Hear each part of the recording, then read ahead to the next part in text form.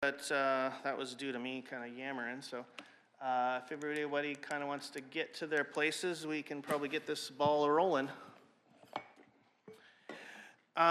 Before we start here, where you guys are all kind of eating up here and a little bit comfortable, I want to give you some information from some proceedings that happened Friday night. Some of you may be aware, but I'm going to kind of go into it, not in too much detail, but I feel it precedent that this get aired out. We did have a gathering on Friday night. It was more of like a meet and greet kind of a with the staff and incoming counselors and previous counselors. I'd take it as a little bit more of a team building aspect. Afterwards, or during the process, we noticed that there was some protesters outside in the parking lot. Everybody seemed to be very peaceful and it was all good and well. Most people kind of went out, got to their cars and left. My wife and I left the hall onto H Street and were confronted immediately by these guys. The people that we were confronted by didn't have any signs or placards, or were not stating any slogans, so I believe that they were there just to disrupt and be violent. We were physically pushed around by them with their little PA speaker that they were yelling at us. They didn't touch us with their hands or anything, but you know, I got bumped a couple times with this speaker and it was shoved in my face quite a bit.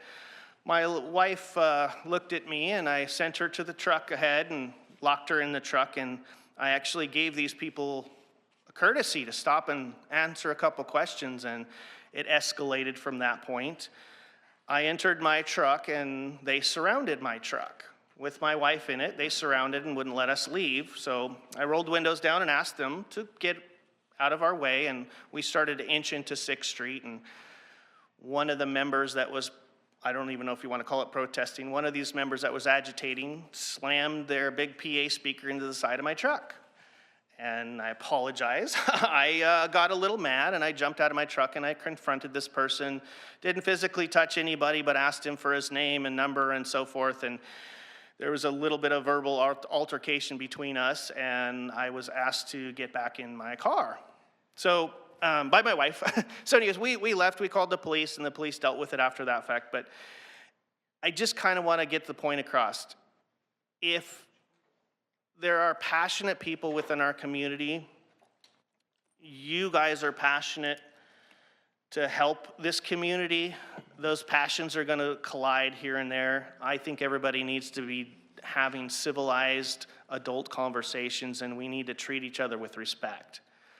When you have agitators and disruptors that do this, it makes me personally want to not listen to that group that they're trying to advocate for. So hopefully they can take that into context. There will be some changes to how our meetings proceed, and some of the agendas that we have, not the topics of agenda or the agenda topics, but kind of how we proceed through the meetings. We will have some discussions here in the near future. Please take this into account. I will be recommending some changes solely to protect us, our family members, and the citizens that we serve that come and visit us in the chamber, because we need to have some law and order here. We need to have some respect for everybody else. So I just wanted to kind of put that out in the public venture and let everybody kind of breathe with that a little bit. We're going to have some more conversations later in the workshop in regards to how we can tailor our meetings a little bit better to be a little bit safer for us. With that, let us proceed. And looks like we have interviews for Budget Committee first.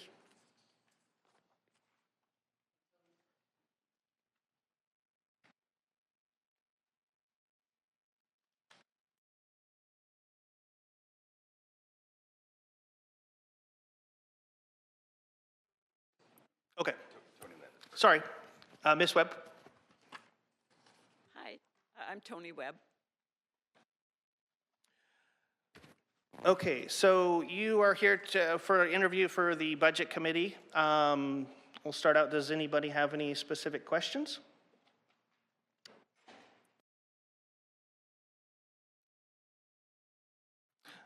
Victoria? do you see as the most important financial issue facing the city, and why is it important? And yes, that's the question. The most important financial issue facing the city. Well, I think we have some economic issues, and the people really need to know that the budget is going to work for them, and they need to feel involved. I did some research. In fact, I read the Oregon Department of Revenue guidelines for a city budget, local budgeting, and, well, actually all budgets in Oregon municipal.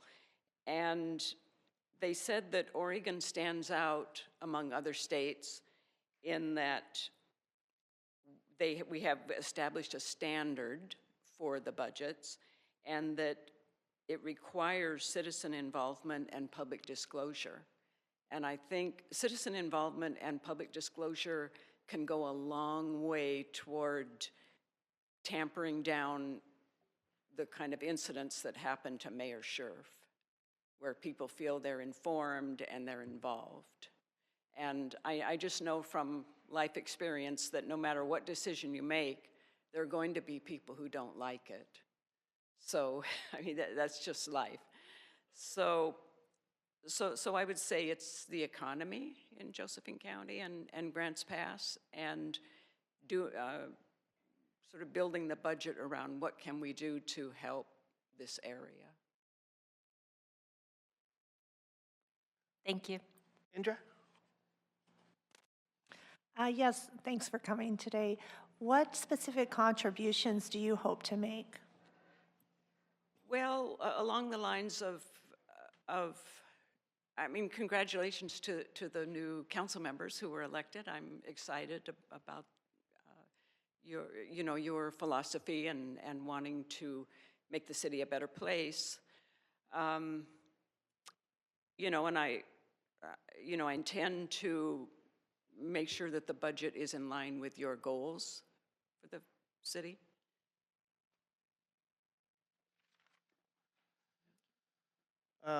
Rick, and then Kathleen? Thank you, Tony. What is the greatest asset you can bring to the City of Grants Pass Budget Committee? Pardon me? What is the greatest asset? What talents can you bring? Oh, the talents that I bring? Well, I worked in a finance department. I was assistant to the CFO of a company that was on the New York Stock Exchange that was $1 billion capitalization, and we had about 80 locations around the world.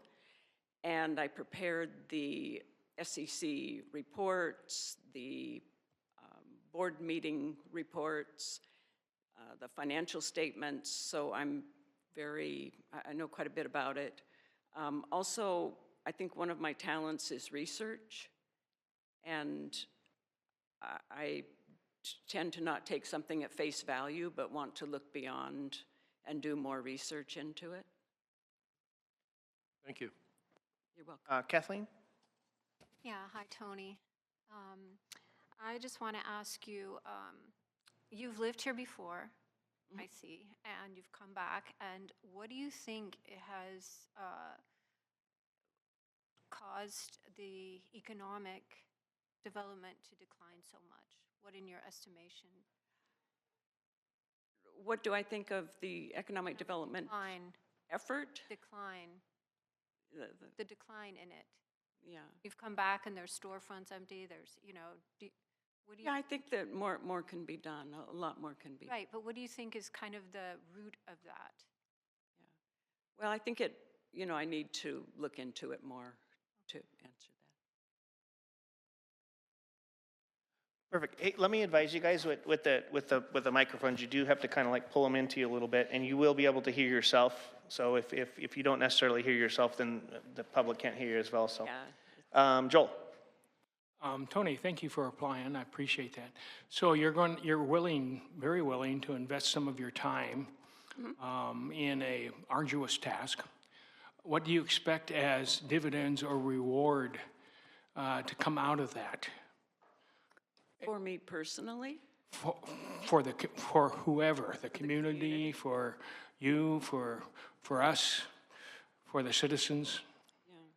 well, you know, I was born here, and my dad had a sawmill in Sutherland, and so I've seen the area go from pretty robust, a lot of middle class, even the kind of maybe lower middle class, everyone was doing well. And I've just seen a lot of poverty in the last 20 years. And poverty brings all kinds of problems. And we seem to have a lot of them here. So, you know, my contribution is definitely to make this a better place for everyone. Indra?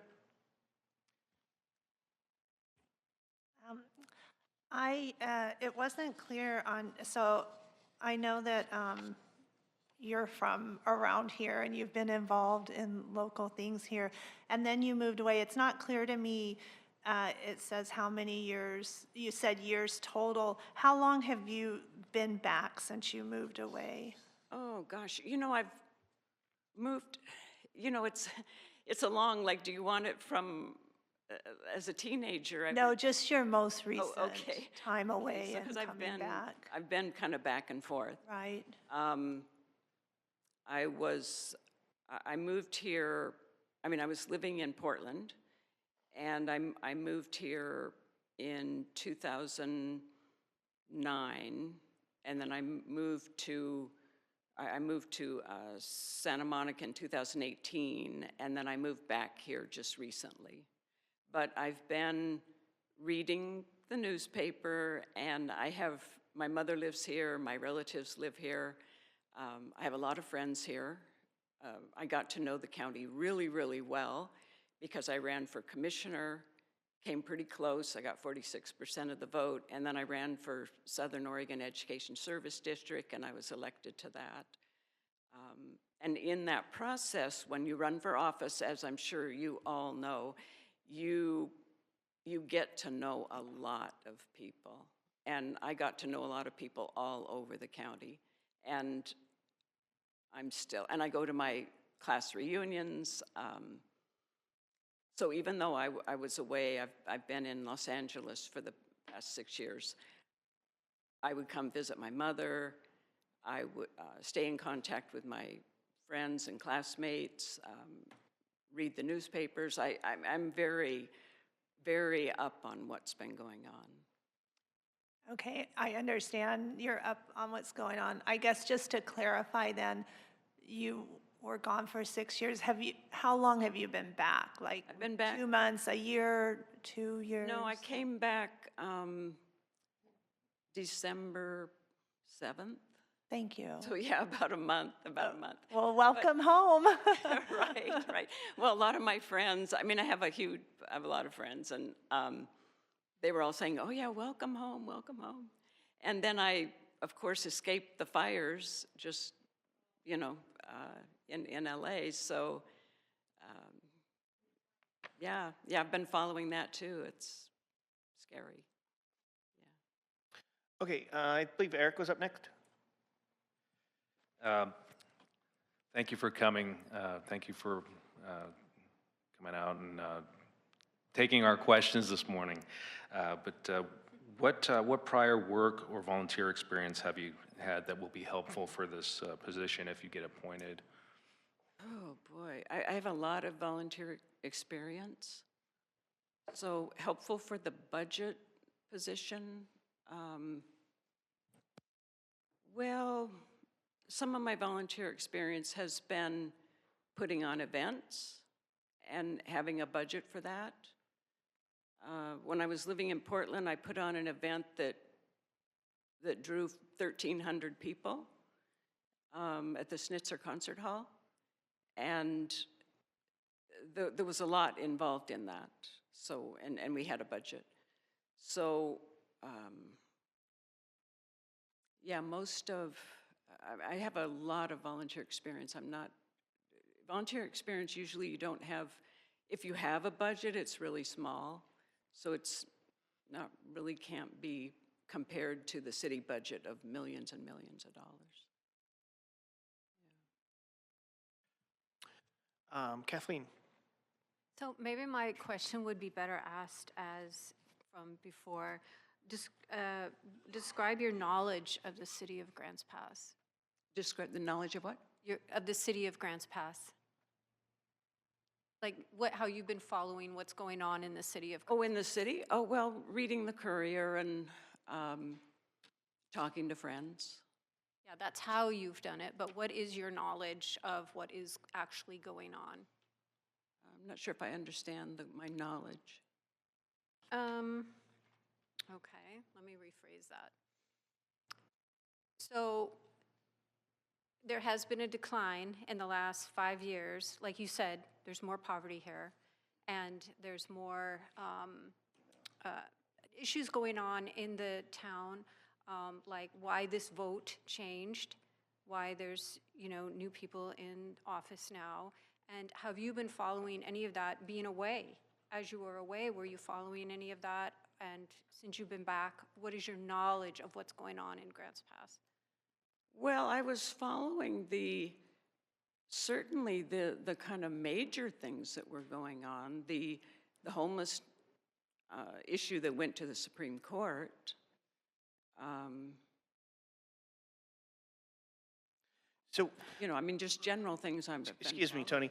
Let's bring this back full circle, guys. I think you guys are kind of getting off topic a little bit. We have candidates here that are going to serve on a committee. They have given you a list of qualifications for that. We want to try to keep this conversation to the topic of how they could better serve as a budget committee a budget committee member, meaning how they're going to dedicate their time, what past experience they bring that would be a marketable asset to that budget committee to help them make decisions. I know you guys are trying to get a feel for that, but I think if you kind of stick to a pinpoint topic of what these candidates can bring to the table as a representative of the budget committee, then we might be able to get through this a little bit more efficiently. With that, does anybody else have any more pointed questions? Okay. With that, okay, sorry. Go ahead, Kathleen. So what is the role of the budget committee? What is the city's budget committee role, or the committee's role with working with the city? Well, as I understand it, the role of the budget committee is to work with the city council and, end up with a budget that is going to be advantageous to the city and acceptable to most of the citizens. I mean, you're never going to get 100% acceptance of anything. Perfect. Indra? I just have a comment, Clint.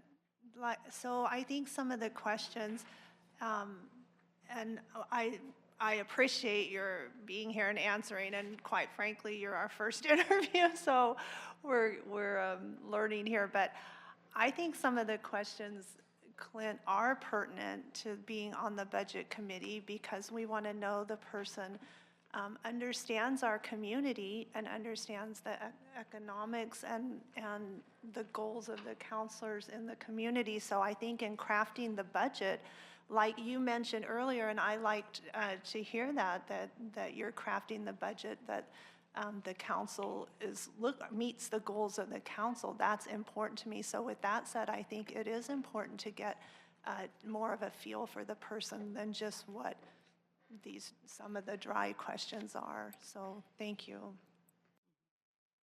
Thank you, Andrew. Anybody else have any questions? So, Tony, I got a quick question for you.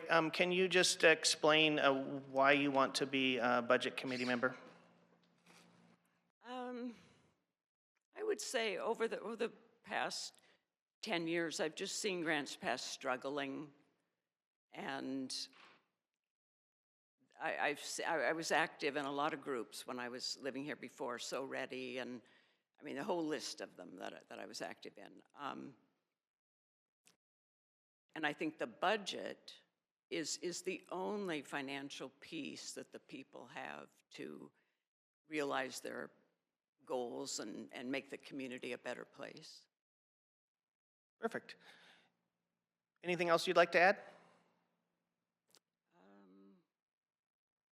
Not really. Perfect. Well, I think thank we've you for your covered time. most of it. I guess I would add that I've been a small business owner and I've worked for a very large corporation, and both of those involve knowledge of finance and budget. Perfect. Thank you very much for your time. Thank you. Thank you very much.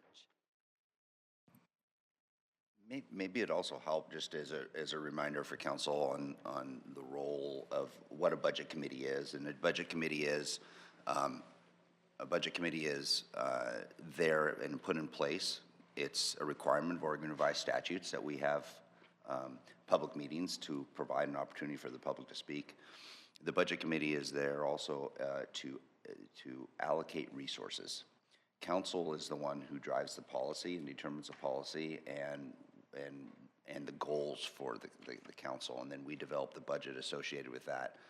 So budget committee members coming in are not setting goals. They're not telling council what goals they're wanting, but they're there to appropriate resources based on council's goals to make sure they're appropriated appropriately. And so that was just a guideline also for you. So those individuals that have those strengths to be able to look at how to appropriate resources based on your direction that you provide. Clint? Yes, sir, Rob. To add one more thing to what Aaron just said, and then for those that haven't been through it or don't know, it then comes back to the council. So it's going, the staff brings what they feel is their interpretation of council's goals to the budget committee. Budget committee, there is discussion, there is a little room for maneuvering there, but then it comes back to the council, and the council can accept or reject. So trying to get, nail down every detail from these applicants is unnecessary, quite frankly. Thank you, Rob. We're going to proceed with the next, bring the next candidate in, please.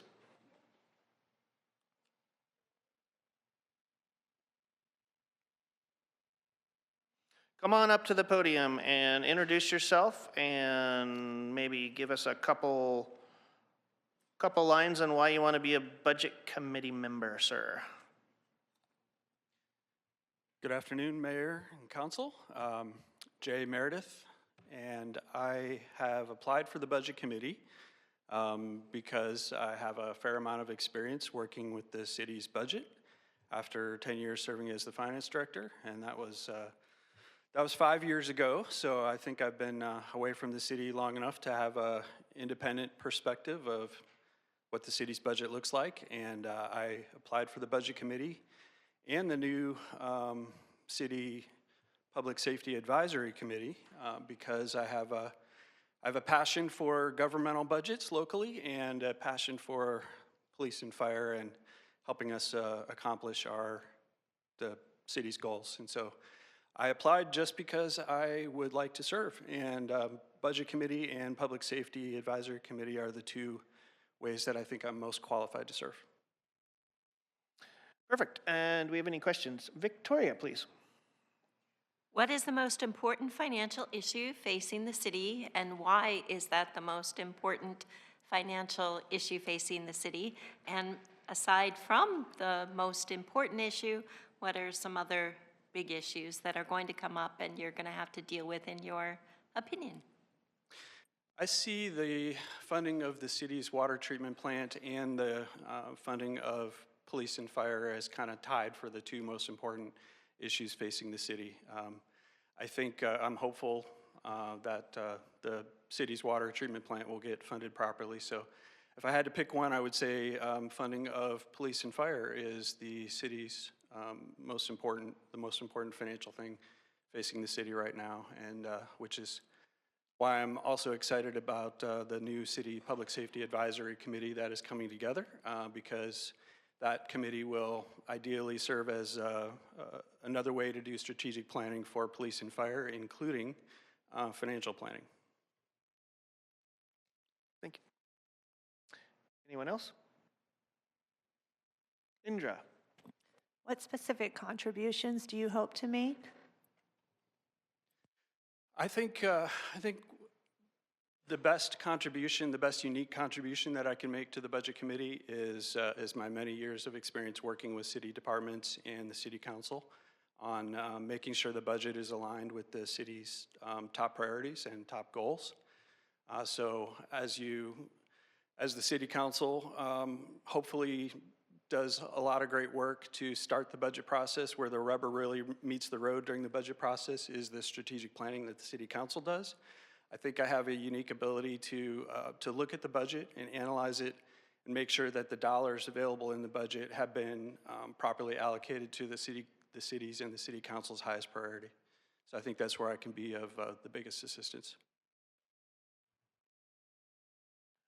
Rob? Thanks, Jay. So since you have up close and personal experience with the Budget Committee, obviously, you being within as deep into the meetings as anyone could possibly be, being the former finance director, what would you say, how could that process be improved, or where are some of the shortcomings of that process? How would that process better serve the council and better serve the people? If you could make any changes to the process, what would they be? In most years, the process goes very well and relatively smoothly. I was a little disappointed last year that the City Council didn't do an annual strategic planning process, because the most important part of the process is to gather input from your committees, from the public, and from staff, and from the City Council. Put that all together and make sure the council prioritizes all those items. So that process didn't really go as smoothly as it normally went last year, so I'm hoping that we get back to that this year. So that would be one potential improvement, at least compared to last year. As far as how the meetings go, I think the Budget Committee sometimes dives into a greater amount of detail than Budget Committees often do or should do. We should make sure to keep policy decisions out of the Budget Committee meetings, because budget is really more about the allocation of resources, and not, it's the City Council's job to make policy decisions. And so I think in some years, the Budget Committee dives a little bit too much into policy than they should, or dives way into the weeds of certain projects and certain details. So the meetings are probably a little bit longer than they should be in some years, but other than that, the process is usually pretty smooth. Rick's next, and then Kathleen. Thank you, Jay, for applying. Are you involved with different clubs and activities within the city, so you sort of have a pulse of what goes on and you can bring that to the budget when you view different things? There was a time where I was involved in, I was on 5 or 6 different nonprofits and local government agencies. Right now, my participation is limited to being very actively involved in my church. I'm on the 911, the Josephine County 911 Agency Board and Budget Committee. I'm on the Budget Committee of the Josephine Community Library District. I'm also on the Budget Committee of Rogue Community College. And I serve with a local nonprofit, on the board of one local nonprofit, and I'm also on the board of one local for-profit. So variety of different organizations that I get to collect input from a variety of local sources, yes. Thank you. Kathleen, then Vic. Hi, Jay. Thanks for coming. I was wondering what resources you see that have not been beneficially utilized that we have in our community that you would bring forth. That's a great question, and coincidentally, I met with one of the new City Council members last week and answered that question. And so I actually brought a copy of this that I would like to, I'm going to leave this with Karen, and I'm hoping that she can distribute a copy of this to each of you. This is an analysis that I did of the city budget during last year's budget process. I was concerned because there were, I think that there is available some resources in the city's general fund that can be put to work in police and fire, and I think we can hire several more staff members in police and fire without increasing any city fees or tax rates at this point. And so this is a basic analysis that kind of proves that theory out. And so I would like, I hope to have the opportunity to, I talked to the last year's city council about this, and I hope to have the opportunity to talk to all city council members about that long before you get into the budget process. Because again, once you hit the budget committee meetings, that's really not where policy decisions are made. That's really more about allocating resources. And so this is one of those things that the city council should weigh in on long before the budget process, ideally. Victoria. I was interested to hear that you were on the board, the budget committee for RCC and the library, and so it just instantly spurred me to ask, what have you helped, describe to us how you have helped those boards achieve their budget goals, or anything that you can share. Maybe you're in the process of it and can't share too much, but anything you can. I was a little bit more actively involved in the library district because I was appointed to the budget committee of the library district right after the district was formed, and so I've worked closely with the library district's executive director to help develop the budget process and help develop those budgets in the early years. So I think I was a little bit more active and helpful in the library district. Rogue Community College is a little bit of a larger animal that I'm not sure. I think I helped in contributing to the budget committee's overall understanding of the budget, because I could, with my experience serving with the city, in similar sized budgets, I could look at the budget and give some helpful advice there. But the budget committee process with Rogue Community College is not quite as involved as the city's budget process or the library district's budget process. So it's kind of it's a very smooth and just quick meetings, and at the Rogue Community College level, the budget committee meetings don't dive into nearly as much detail as the library does or the city does. So I think I contributed, but I think I was much more helpful with the library district in those early years. Okay, anybody else? Perfect. And I was going to ask you why you wanted to serve, which you already did in the very beginning, so we'll give you a couple seconds for a last statement. Yeah, I look forward to the opportunity to serve. I probably know the city's budget better than anybody that doesn't currently work for the city. So I look forward to serving, and I look forward to helping the city council meet your goals, and look forward to hearing what comes out of your strategic planning process this year. Thanks. Thank you, Jay.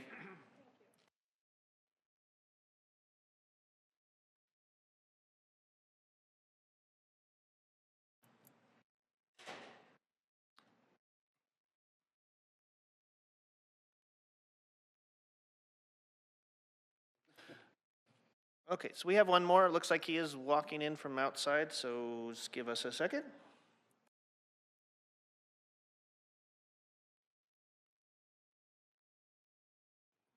Welcome. Come on up to the podium and start with giving us your name, and if you just want to give us a little blurb of why you want to be on the budget committee meeting. Okay, great. Budget committee. Thanks, Mayor, Council, staff. My name is Terry Hopkins. I am a city resident. I live in Ward 4. I have owned and operated businesses in Grants Pass for many years. Graduate of Grants Pass High School. Moved away for a while, but came back to raise a family. I am currently the president and CEO of the Grants Pass Chamber of Commerce, and I just look forward to giving back to my community through service, and the opportunity to be on the budget committees, one of those ways. Perfect. Does anybody have a question? Victoria. What do you see as the most important financial issue facing the city? Why is that important? And are there, besides the most important, are there any other very important issues that you'd like to tell us about?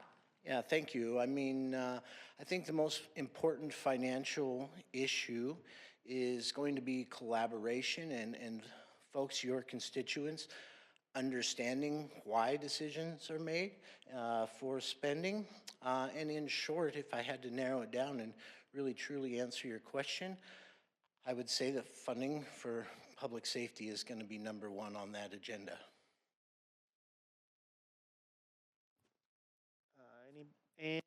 Anybody else? Eric?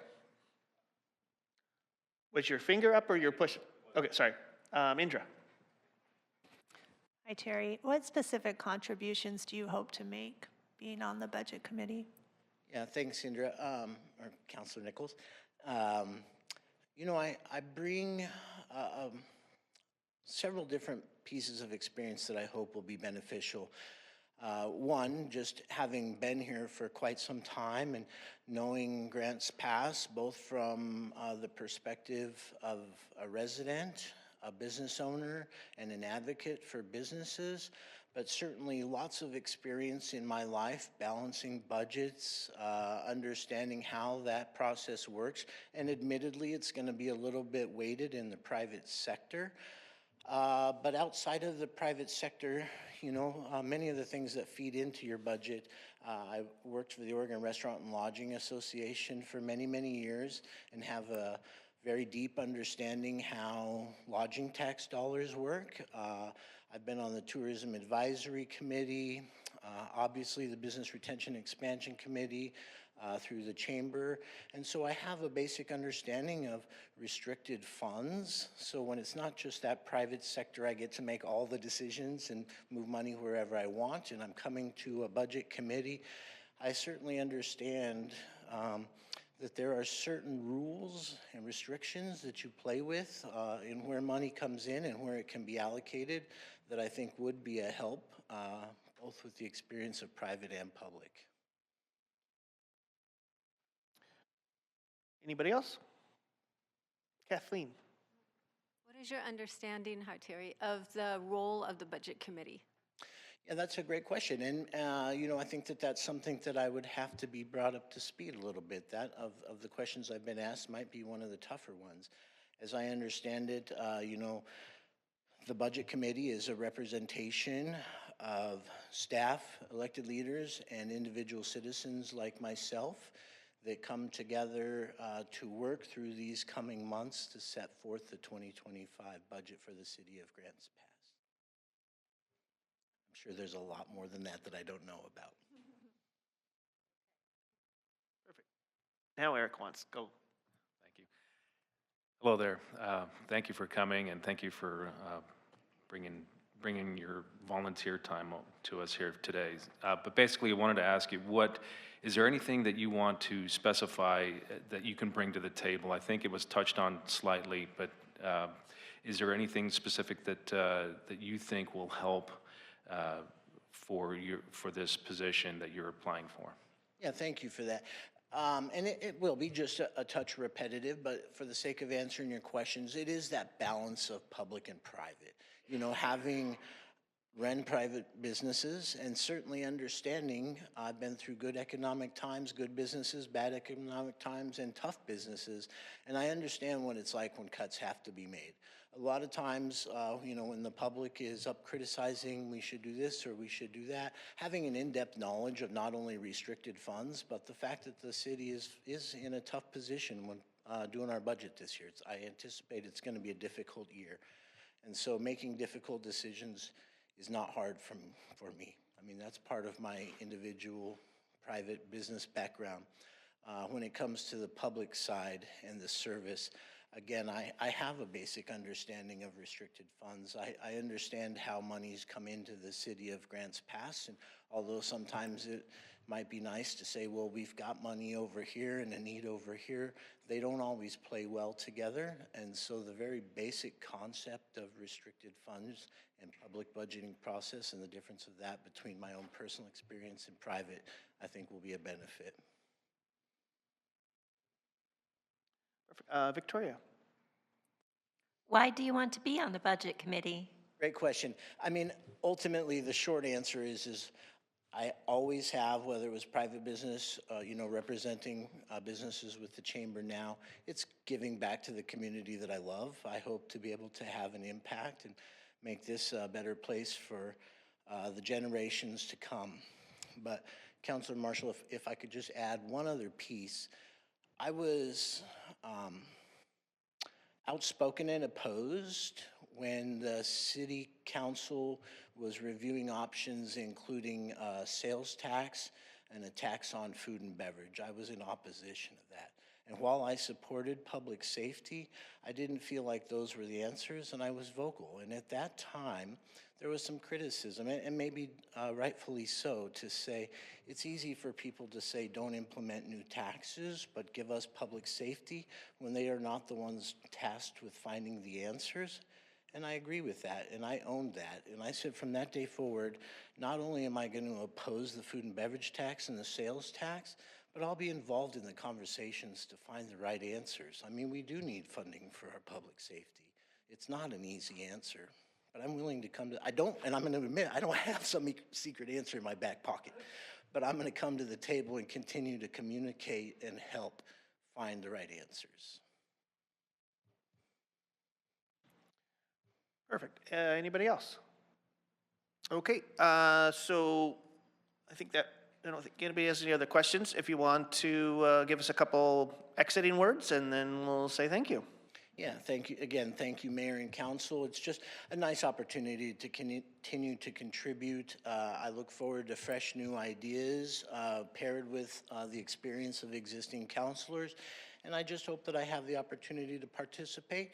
If it's not on the Budget Committee, my work at the Chamber continues, and I know after this you will be making some appointments to other committees, and I really think that you're going to find that both myself personally and the Chamber of Commerce is going to be an asset and a resource in just gathering experience of your constituents and business owners in the community. So thanks for this opportunity. Thank you. You bet. So that'll conclude our interview process for the Budget Committee members. There will be opportunity for further discussion in our Wednesday meeting, and then we will be voting on appointing new members to that committee. Okay, so next on our list to do here is committee liaison appointments. And I'm going to hand the mic over to Aaron. Good afternoon, Mayor, Council. Welcome to your workshop today. So what I have is a list of the council liaisons and that you'll be appointing yourselves to. I'll go through and just highlight what each of the advisory committees' purpose is and their membership, how many times they meet, so you can have a general idea of what you might be volunteering for. After I go through these, if you have questions on any specific one, I definitely take those questions. But at the end of my presentation, I'm going to turn it over to Karen. She's going to hop up here, and we've got a table that will be up here on the screen. And as you discuss what you would like to do from an advisory perspective, let us know. Now, in the past, there's been council members that have had more than one appointment to a liaison, and that's okay. There's some that have had no appointments, and that was a known quantity because maybe that council member had a job and it was really difficult for them to meet not only the needs of a council member, but also to tack on the needs and the time commitment of a liaison was extra taxing. And so council understood that, and so one or two council members may have picked up one or two.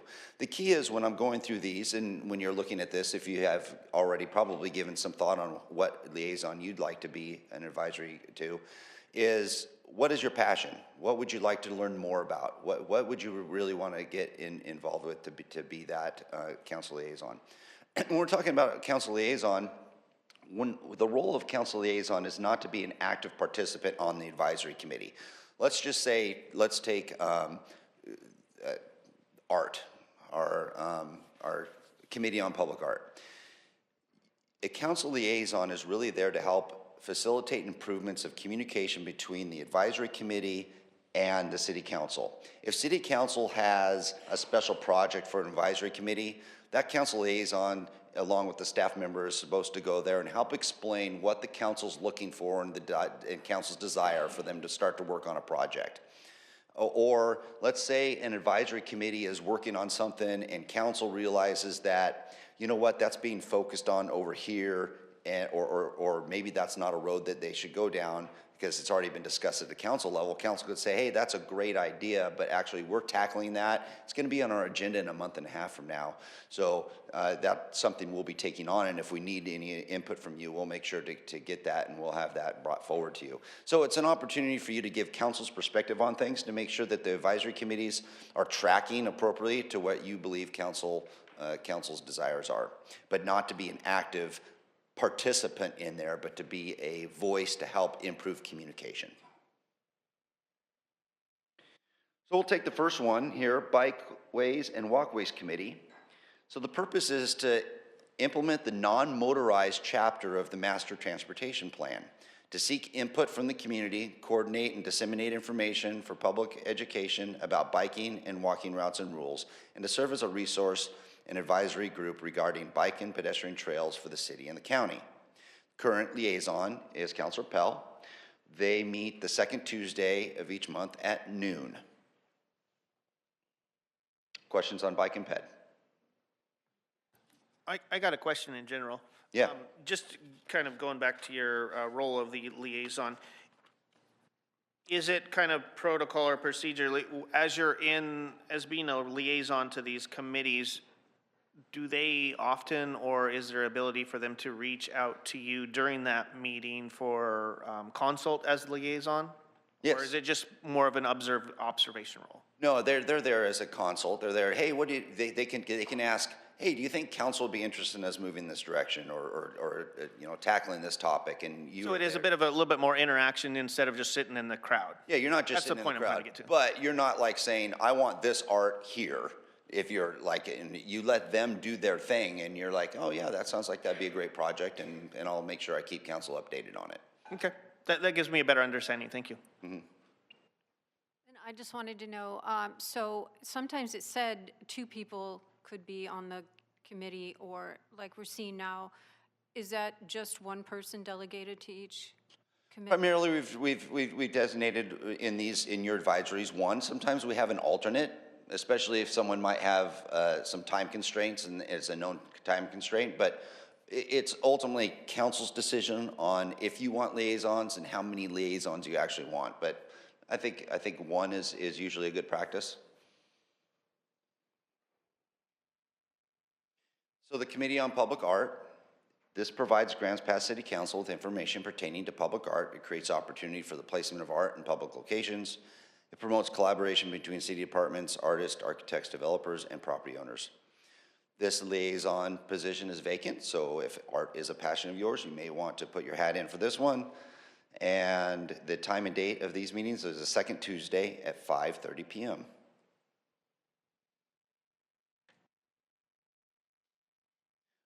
Moving on to Historical Buildings and Sites Commission.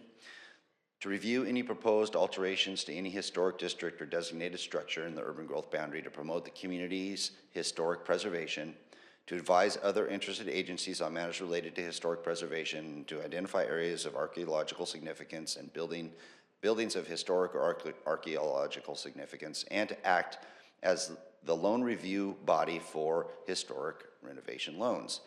The Historical Buildings and Sites Commission also does serve sort of as a commission. They do have some quasi-judicial power, sort of like the Planning Commission when it comes to development within those districts. The current liaison is Councilor King, and they meet the second Thursday at 5:15 p.m.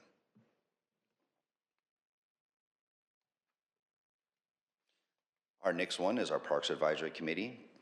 The purpose is to review and make recommendations related to the needs and locations of new parkland, trail locations, park planning, allocation of recreational resources between users, preservation of park resources, and funding. The current liaison is Councilor King. There's 2 for Councilor King already. Time and date, second Thursday at 3:30 p.m. Oh. Victoria has a question. I know that I went through these, and I'm wondering if everyone else did too.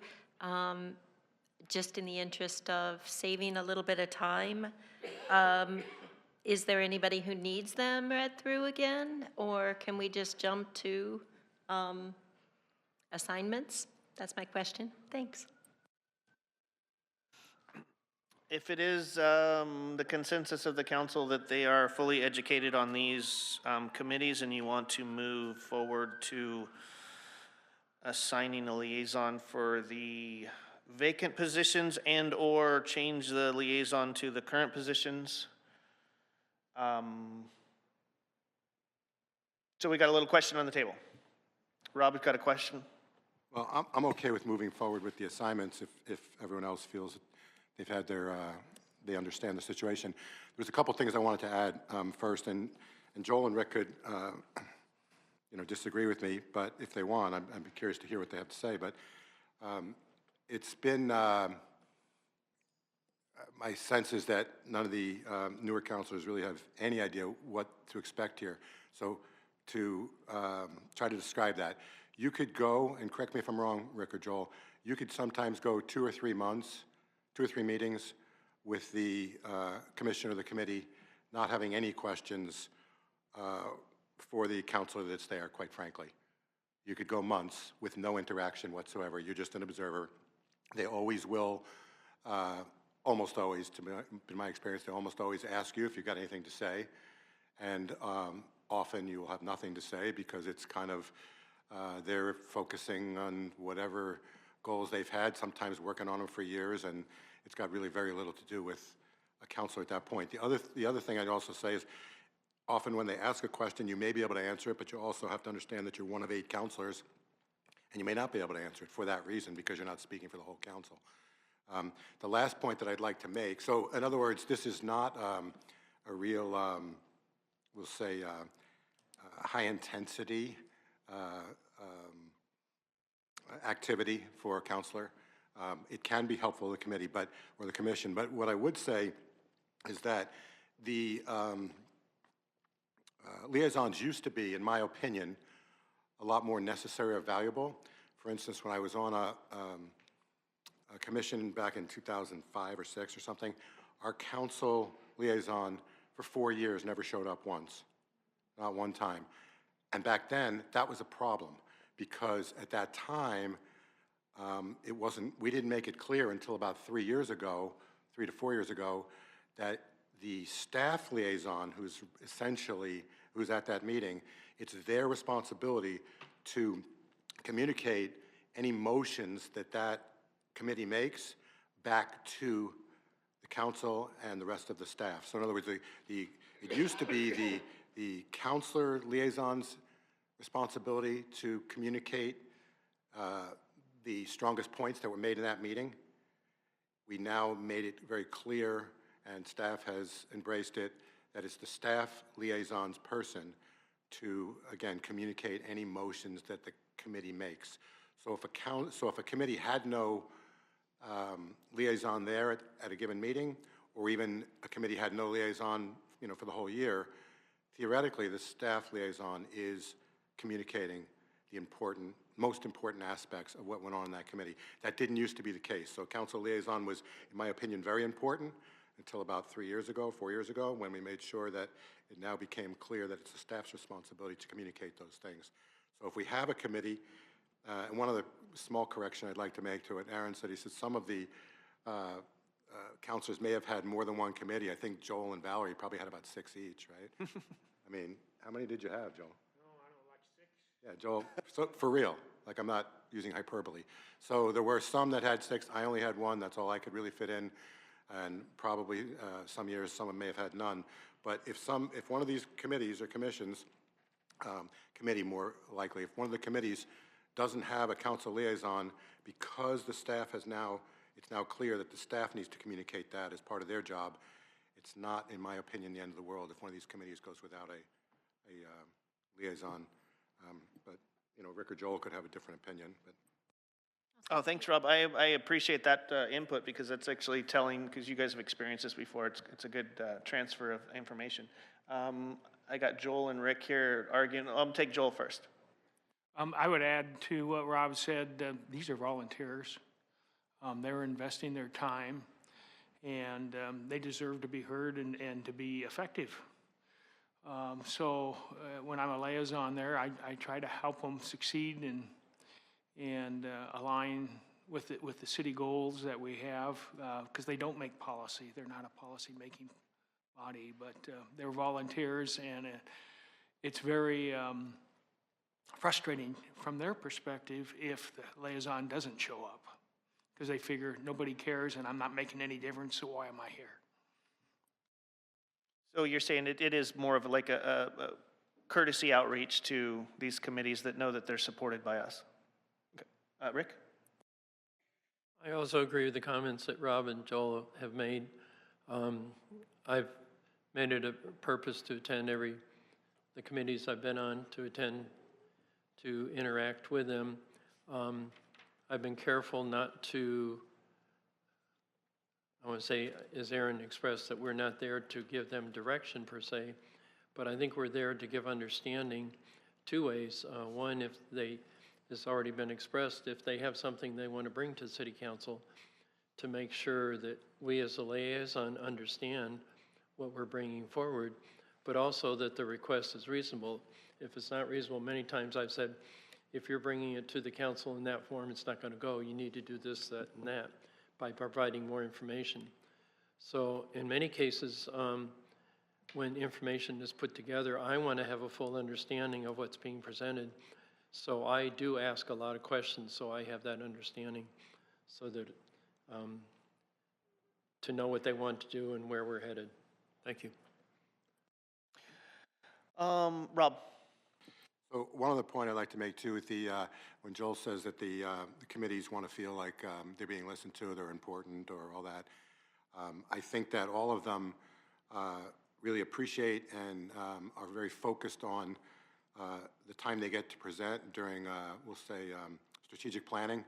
When they take their, because they have meetings, they'll have their goals for the year or what they perceive as being important, and they like being able to present that to the council, and whatever challenges or experiences they've had in the prior year, whatever they look at it as being future things, and they like the feedback, or knowing that the council's actually heard what their perspective is.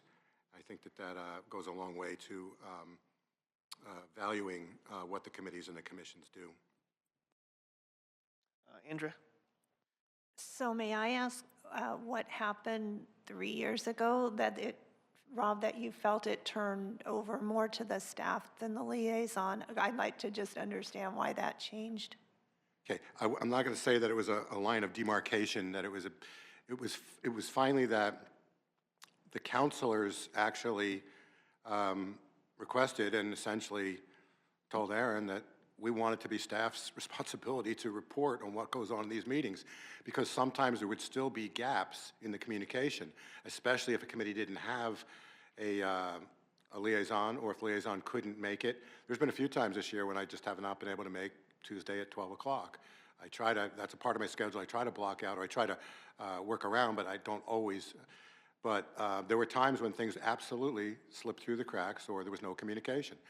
So we basically made it a policy that it's the staff liaison's person to communicate the motions. If a committee makes a motion, which doesn't even happen very often, but if they do, there's no way for that to get through, or almost no way for that to get through the cracks. So we just made it clear that we wanted to make sure that the communication was more solid. Joel? Little bit of different topic. I think it is valuable to know when the committees meet, so that before we decide who's on what committee, because you may have a personal conflict with that meeting time, or there's a time maybe that you're available and it works out really well. But if we don't go through the committees and when they meet, we won't know that. So I think that's valuable, and it's in our pamphlet. We actually got a handout. Okay, Indra? And I would like to suggest that the current counselors who are already on a committee, if they so choose to stay on that committee, I think that's important. And as long as no one has objections, I think the continuity would be good. Kathleen? Well, I was just going to say that you, Joel, are on one that I was interested in, but we could negotiate that, I guess. It doesn't say that there could be two on there, but it's kind of my, I have no problem with that, and I think diversity and change is also healthy. So, so if you're interested in something, please voice it. You all have talents to share with people as well. So I'm taking it from the sentiment of the majority here is that you just kind of want to go in through and start assigning these committees. So at this point, unless there's a major objection, if not, we're going to proceed. So let's start with the committees that already have liaisons and verify if they want to stay. So I'm just going to run off the packet here and take over if that's okay with you, sir. Perfect. Your meeting, definitely. Okay. So the first one in our packet was the Bikeways and Walkways Committee. Currently liaison is Rob Pell. Rob, do you have a desire to stay or go? Does anybody else have a desire to join Rob? Okay, next one.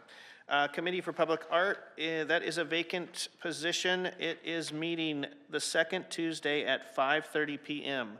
Do we have any volunteers to take up that liaison position for public art?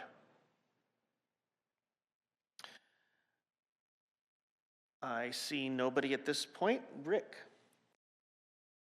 I guess I might like to do that one. Let me look at here, that's Tuesday at 5:30. Okay, if nobody else, I don't need to take it, so if somebody else wants it, but I'm willing to consider that. I don't see anybody jumping forward, so at this point in time, let's let you take it over then, Rick. So we'll write you in for public art. The Committee for Historical Buildings and Site Commissions is currently liaison by Joel King. Joel, do you have a desire to stay with this? On that commission, I would like to stay with it unless somebody is really interested in it. It's history in our downtown area, and there's a lot of technical knowledge associated with it also. Perfect. Joel, we'll keep you with that. It is meeting the second Thursday at 5:15. Is there anybody that would like to join Joel in that? Seeing none, we'll go forward. Joel, you will stay with that committee. Thank you. Oh. Sorry, go ahead, Eric. Yeah, sorry, I should have spoken up. Yeah, I'm interested. It sounds, I'm into the historical aspect of things. I'm interested in joining Joel if that's good. Excellent. Thank you, and I apologize if I overlooked you. No, that's my fault. I should have spoken up. Thank you. Okay, let's move on to Park Advisory Committee, currently liaison by Joel King. This one meets the second Thursday at 3:30 p.m. First off, Joel, do you want to stick with this Parks Advisory Committee? You know, I've been on there a while, and I think it would be good to have some diversity on there. If somebody's interested, it's a great committee. They have a good history associated with it, and it would be a good committee to be a liaison to. Perfect, so that leaves it open here. Does anybody want to join the Parks Advisory Committee to be a liaison for us? Seeing none, then I'm gonna ask if you could stick with it, Joel? I would be honored. Thank you, sir.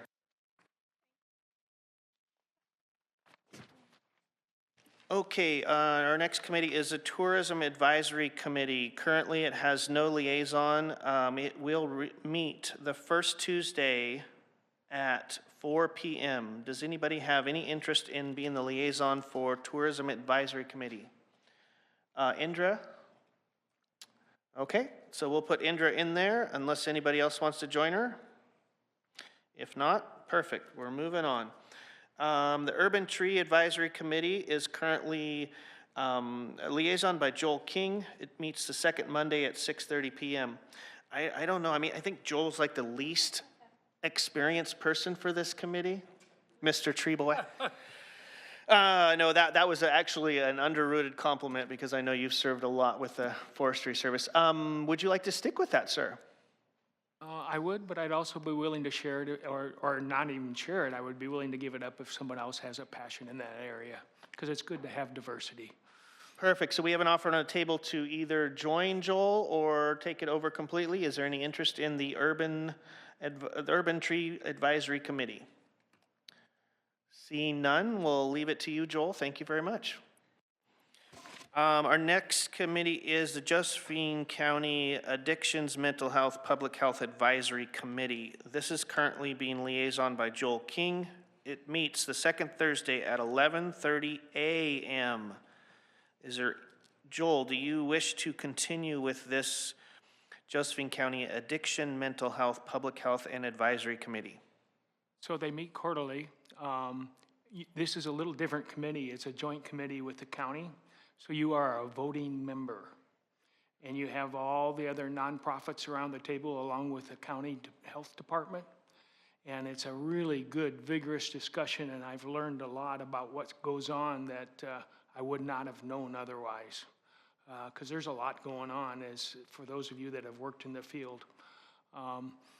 If no one else wants it, I think there's some very qualified members here that would be of I agree with you, service. Joel. I think we have a member here that is very adversely advised, and I think that she would either take that over for you or join you. You know, she can take it over, but make sure you vote. Okay? You have a vote. So not to speak for you, Kathleen, are you willing to take that liaison? Excellent, thank you. So we'll put Kathleen as that, and then Joel will let you relieve your duties on that one. Thank you. That's wonderful. Okay, so the next one that we have on the list here is MRMPO, Mid-Rogue Metropolitan Planning Organization. So this one looks like it has a couple vacancies in it. Rick Riker seems to be listed as, and Jason as the alternate. It says this one meets the third Thursday at 2:30 p.m. First, Rick, are you wanting to stick with this one? Not really. It'd be nice to have some new faces in there. Thank you. Perfect. So you got it open for, this is the Mid-Rogue Metropolitan Planning Organization. Kathleen. It looks like there is 2 vacancies listed on here, so anybody else like to join Kathleen? Just to be clear, Yes, sir. some of those, and this one in particular, you might want to say where they meet. We can do that. I will default to Aaron because I don't know where they meet. Actually, Rick, you know where they meet. They meet in that room that's over there and forget what the name of it is. The Ridge Room is one of our conferences. They meet in Grants. It's right here. Yeah, they meet here at City Hall. They meet in Grants Pass, because there's some of these that don't meet in Grants Pass, is that correct? So you might want to point that out.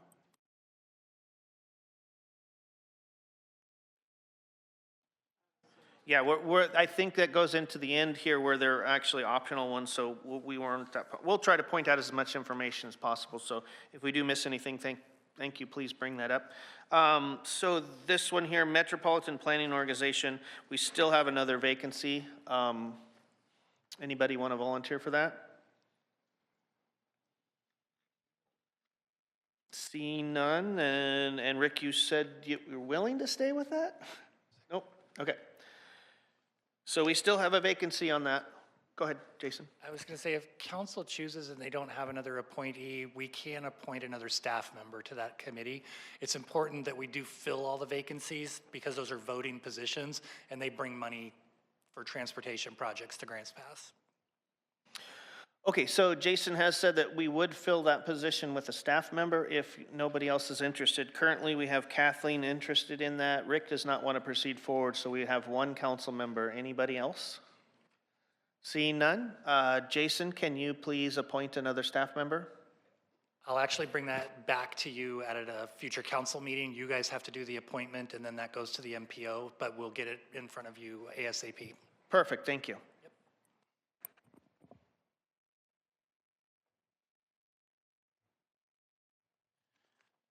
Okay, so the next here on the list is the Solid Waste Agency.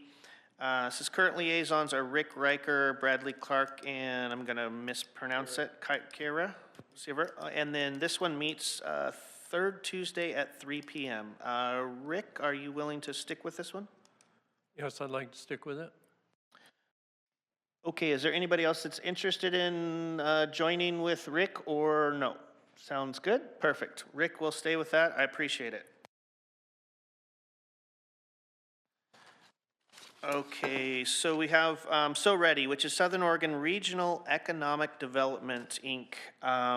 There is a vacancy in this. Doesn't look like anybody's assigned to it currently. It meets the second Tuesday at 3 p.m. Does say it varies from time to time, so that could be something in contention. But anybody interested in Southern Oregon Regional Economic Development? Victoria. Anybody else interested as a passion project? No, sounds good. Perfect. Thank you. Victoria will be a new liaison for that. Okay, so it says the following committees are optional for the council to attend. So this would be the liaison for the school district number 7. There is a vacancy. It is prefaced that these are optional. The school district number 7 meets the second Tuesday at 5 p.m. and the fourth Tuesday at 5 p.m. So it looks like twice a month at 5 p.m. Anybody interested in being a liaison for the city to School District 7? Indra? I'm very interested in being a liaison. I can't guarantee I would make all of the meetings, but I would try to make as many as I could. I think And an if there's important point of these that you're talking about here is, like the mayor said, these are more voluntary in nature. They are not advisory committees to you. This is something that council established in previous years where they're like, we would like to have a council member attend the school board meetings so we can be kept apprised of things. So if you're not able to make every one of those meetings, there's not a hard set issue on that, because they're not actually advising us. Which is duly noted, but I'm going to actually say I'm all for us reaching out to all organizations that we possibly can to get that network of information back to us and everybody here. Victoria, you had a question or statement? I was going to say Indra will be excellent for that. And Indra, when you can't make them, I am willing to be put on as your backup. Perfect. We will note that.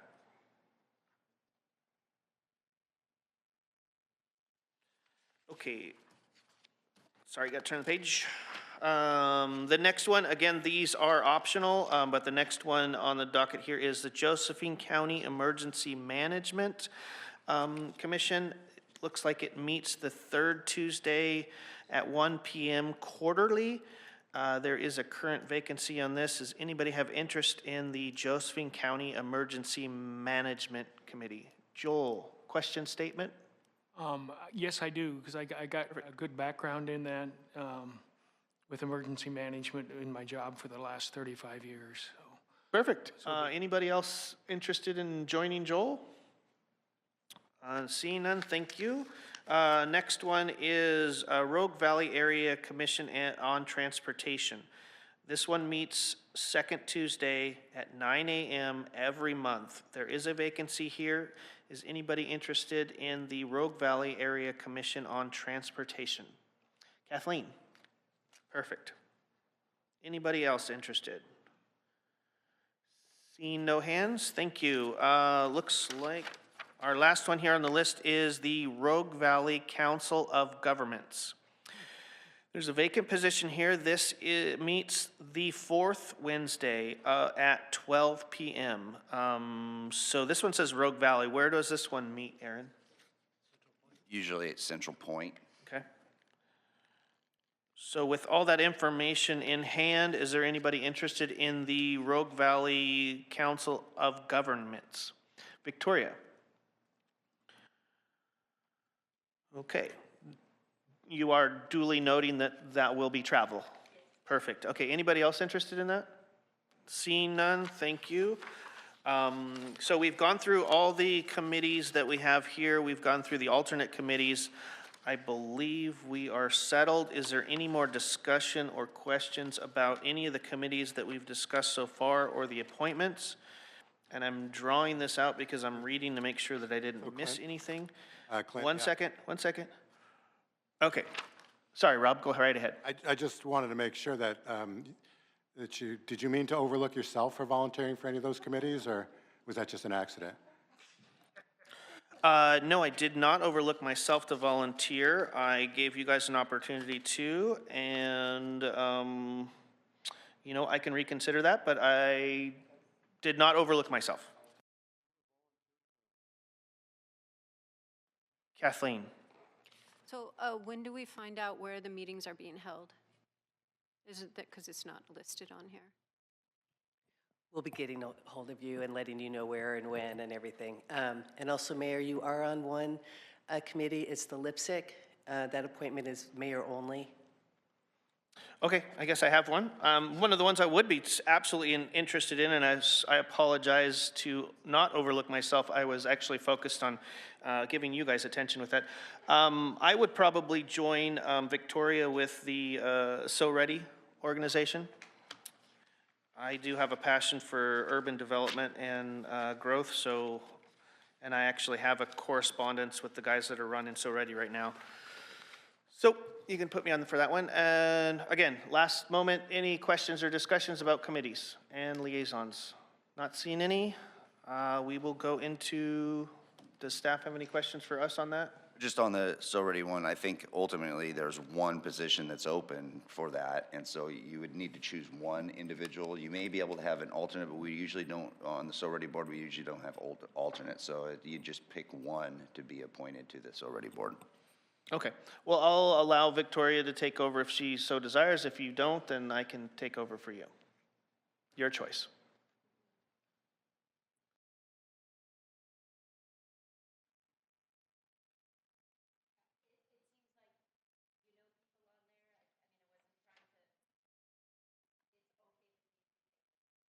Okay, I guess you can put me on that then. Yeah, and I wasn't going to take it from you. I was just focusing on you guys getting spread out there. So, okay, I think that topic is to rest, so let's go into the agenda review.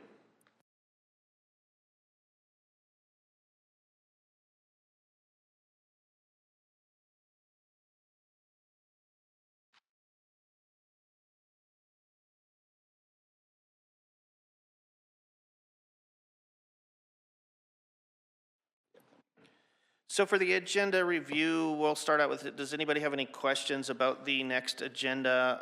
Do you have any requests that you want to post immediately, or do you desire us to do a brief go ahead, Kathleen. Yeah, I want to get on there ASAP.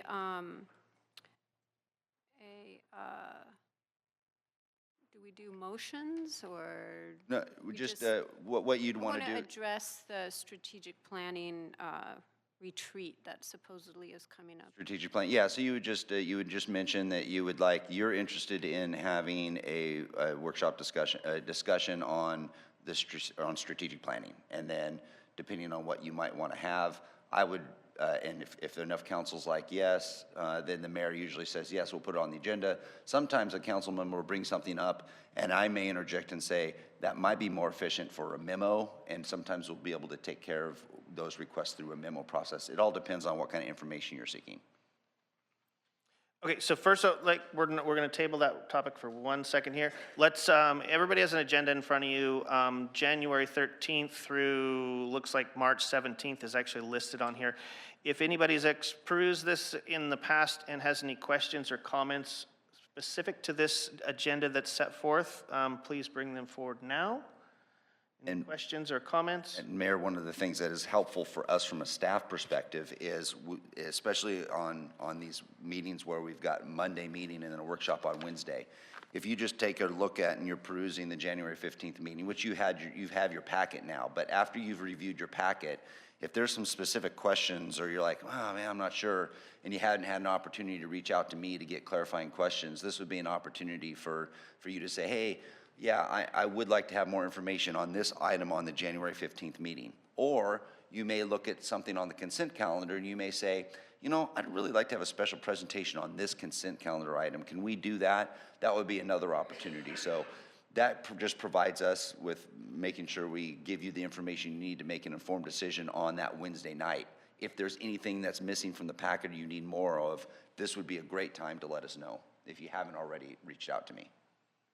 And I thank Aaron for that insight and the help. I am a little bumbling through this a little bit, and I apologize if there's any missteps.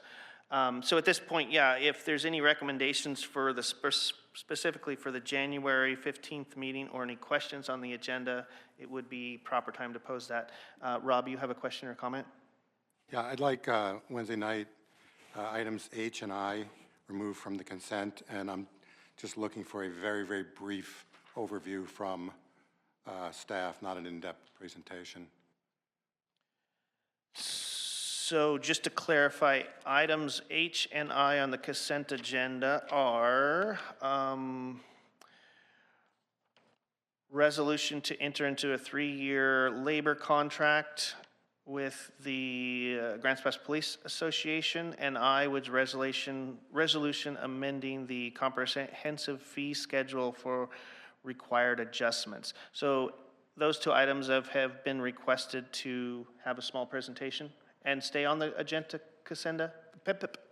And stay where they are, but have a special presentation, is that correct?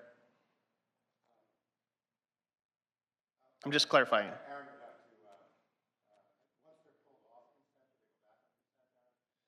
Yeah, it's a good question, Counselor. So in the past, we've had some council members what we call star an agenda item, a consent item. So that means if it's starred, we'll just do a presentation. Sometimes some council members have also requested, I want the starred items to be voted on separately from the consent calendar, but still, so you'd be voting on them differently. You wouldn't be treating them as a council action item on the agenda, you'd just be treating them still as a consent, but you'd have basically 3 consent items. You'd have the 2 that you'd polled that you wanted voted on separately, plus then your regular consent. So Councilor Pell, I'm not sure if you...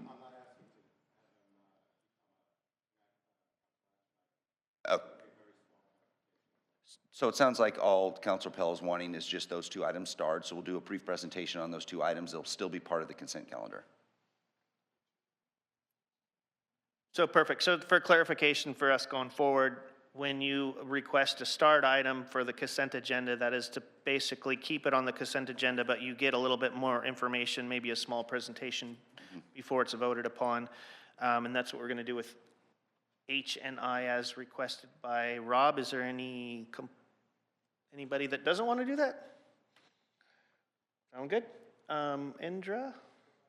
Can I request we throw G in there too? It seems to go with it, kind of. Okay, G is resolution authorizing the city manager enter into a 3-year labor contract with GPPA, the police association. So that is, okay, I'm not seeing the difference between the 2. Oh, sergeants versus the police associations for sergeants versus the police association, is that the difference? Yeah, they are 2 different contracts. They are 2 different contracts. And when you're making a request for a start item, if there's also something specific that you want us to hit on, let us know and we'll make sure we hit that in the presentation also. So with Rob's request and Indra's request together, it looks like we could star items G, H, and I. Okay, certainly. Thank you.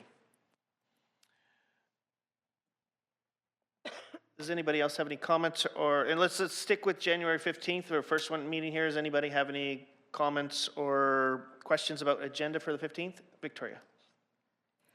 I think that it has been added, but I don't see it on here. Maybe I'm just not seeing it. We needed to add, and in an email I was told it was added back in that we need to vote for chair.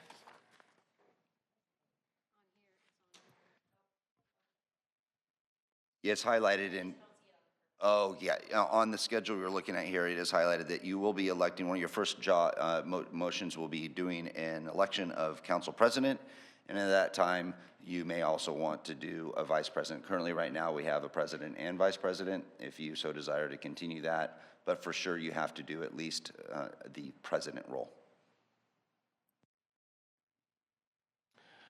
Any other questions or concerns about agenda for 15th? Victoria? Well, you might have wanted this to come after this discussion, so I think that it's important to clarify when we are going to hear about the strategic planning contract. It is my understanding, and I could be wrong, that some of that has to happen by the end of July, some of those contracts. And so, if so, it's actually very important that it get on the agenda for Wednesday night. Yes, I think ultimately, because there is a time frame, I'm already working on the strategic plan scheduled for February 13th. So if council's wanting to do something different or go in a different direction, getting that information sooner than later would be very advantageous for me. And so, Mayor, my suggestion would be that we maybe just do we'll publish an item under matters for mayor, council, and staff, just labeled strategic planning. Then I can take in any input council desires, and we can go from there. And I think that's the appropriate way to put it on the agenda for Wednesday night. That starts the conversation Wednesday night and gives staff a little bit of direction. Is that understood? Yeah, that's fine with me. So then there would be a presentation on, a short presentation on that. Yeah, from you then? I'll do a brief presentation on what the scope of the work is and what, what we're trying to obtain.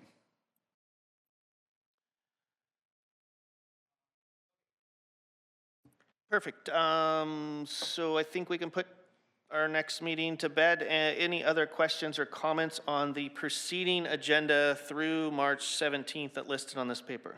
Rob. Yeah, I think that this would be, it was really beneficial for me when I got this training, and I think it would be really beneficial for the new counselors, especially since at the meeting the other night, if I heard correctly, we actually had a citizen who, I'm going to use the word threatened armed action if the homeless were back in the parks. And the active shooter training, I thought was really helpful for me. That's when just so people know, it's when the police chief in an executive session comes in and actually explains kind of the nuts and bolts of what he would expect and what would be smart if we ever had an active shooter come in here. And I thought it was helpful. I probably, if it was at the end of a workshop, I probably wouldn't attend because I've seen it. But I think it would probably be helpful for the others. And if we go ahead and do that, Chief, one thing that I found that still sticks in my mind was there was a video that you showed last time. I believe it was of a school board in Florida. And it was kind of like everything not to do in that active shooter, if you remember the one I'm talking about. I can describe it to you later, but. Yeah, no, I don't off the top of my head, but I'm already thinking about our teammates, our SWAT commander, and the group of folks we have that probably did that training. Right. That would be. That video was really was very impactful, I would say. But anyway, I would recommend that we get that on the agenda. Anyway, that's my thought. Thank you, Rob. I actually echo Rob's sentiment. I'd like to get on an agenda sooner than later. Was there any more questions in regards to agenda? Victoria, comments either? Yes, it's a concern. Communications. We voted to close down J Street, and there were two of our council members who were put in the position where they were meeting the public and they had no idea that it had been extended. And so this must be addressed. So I would like to state that we want to know why it was extended, why we weren't informed, and then the complete and total status of that situation now. Thank you. So I'm going to ask you this, Aaron, do you want to address this in this portion, or do you want to put out something? I think it's best addressed if we provide council with a council memo on this, and we can get that out this week easily within the next day or two, providing additional information on closure process of resting sites. Okay, Indra. I just have a general question on, so workshops, so I spoke with Mayor Scherf about holding a workshop for businesses to come in, and I have an idea, and he requested that I put that in writing, and I will do that.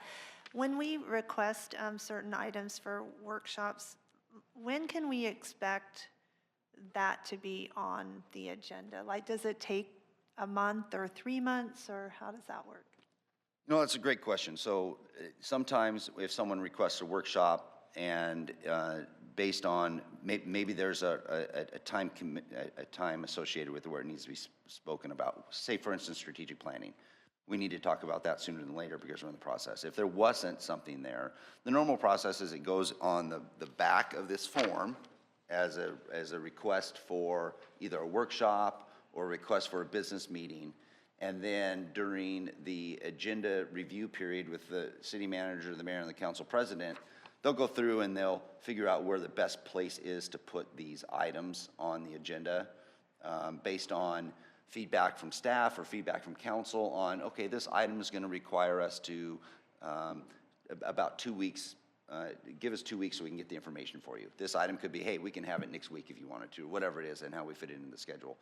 So with the mayor's direction and guidance and the council president and then the city manager trying to figure out workload perspective, how to put those on, that's how they're scheduled. If there's something that you want and you want it by a certain time frame, then we just need to be clear with regards to what our expectations are on the dais when we're putting those on there, and we'll make sure that's put on there because there is also opportunities on here for timing on when you'd like to have it.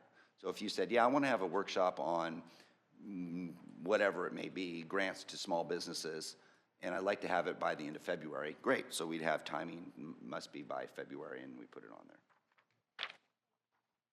And to further answer the question, I think staff's going to work the best they possibly can to work it into the agendas. As you see this agenda list in front of you, some meetings are a little bit heavier than other meetings, and so we kind of have to, that does have an effect on timing on when we can jockey things around. Victoria?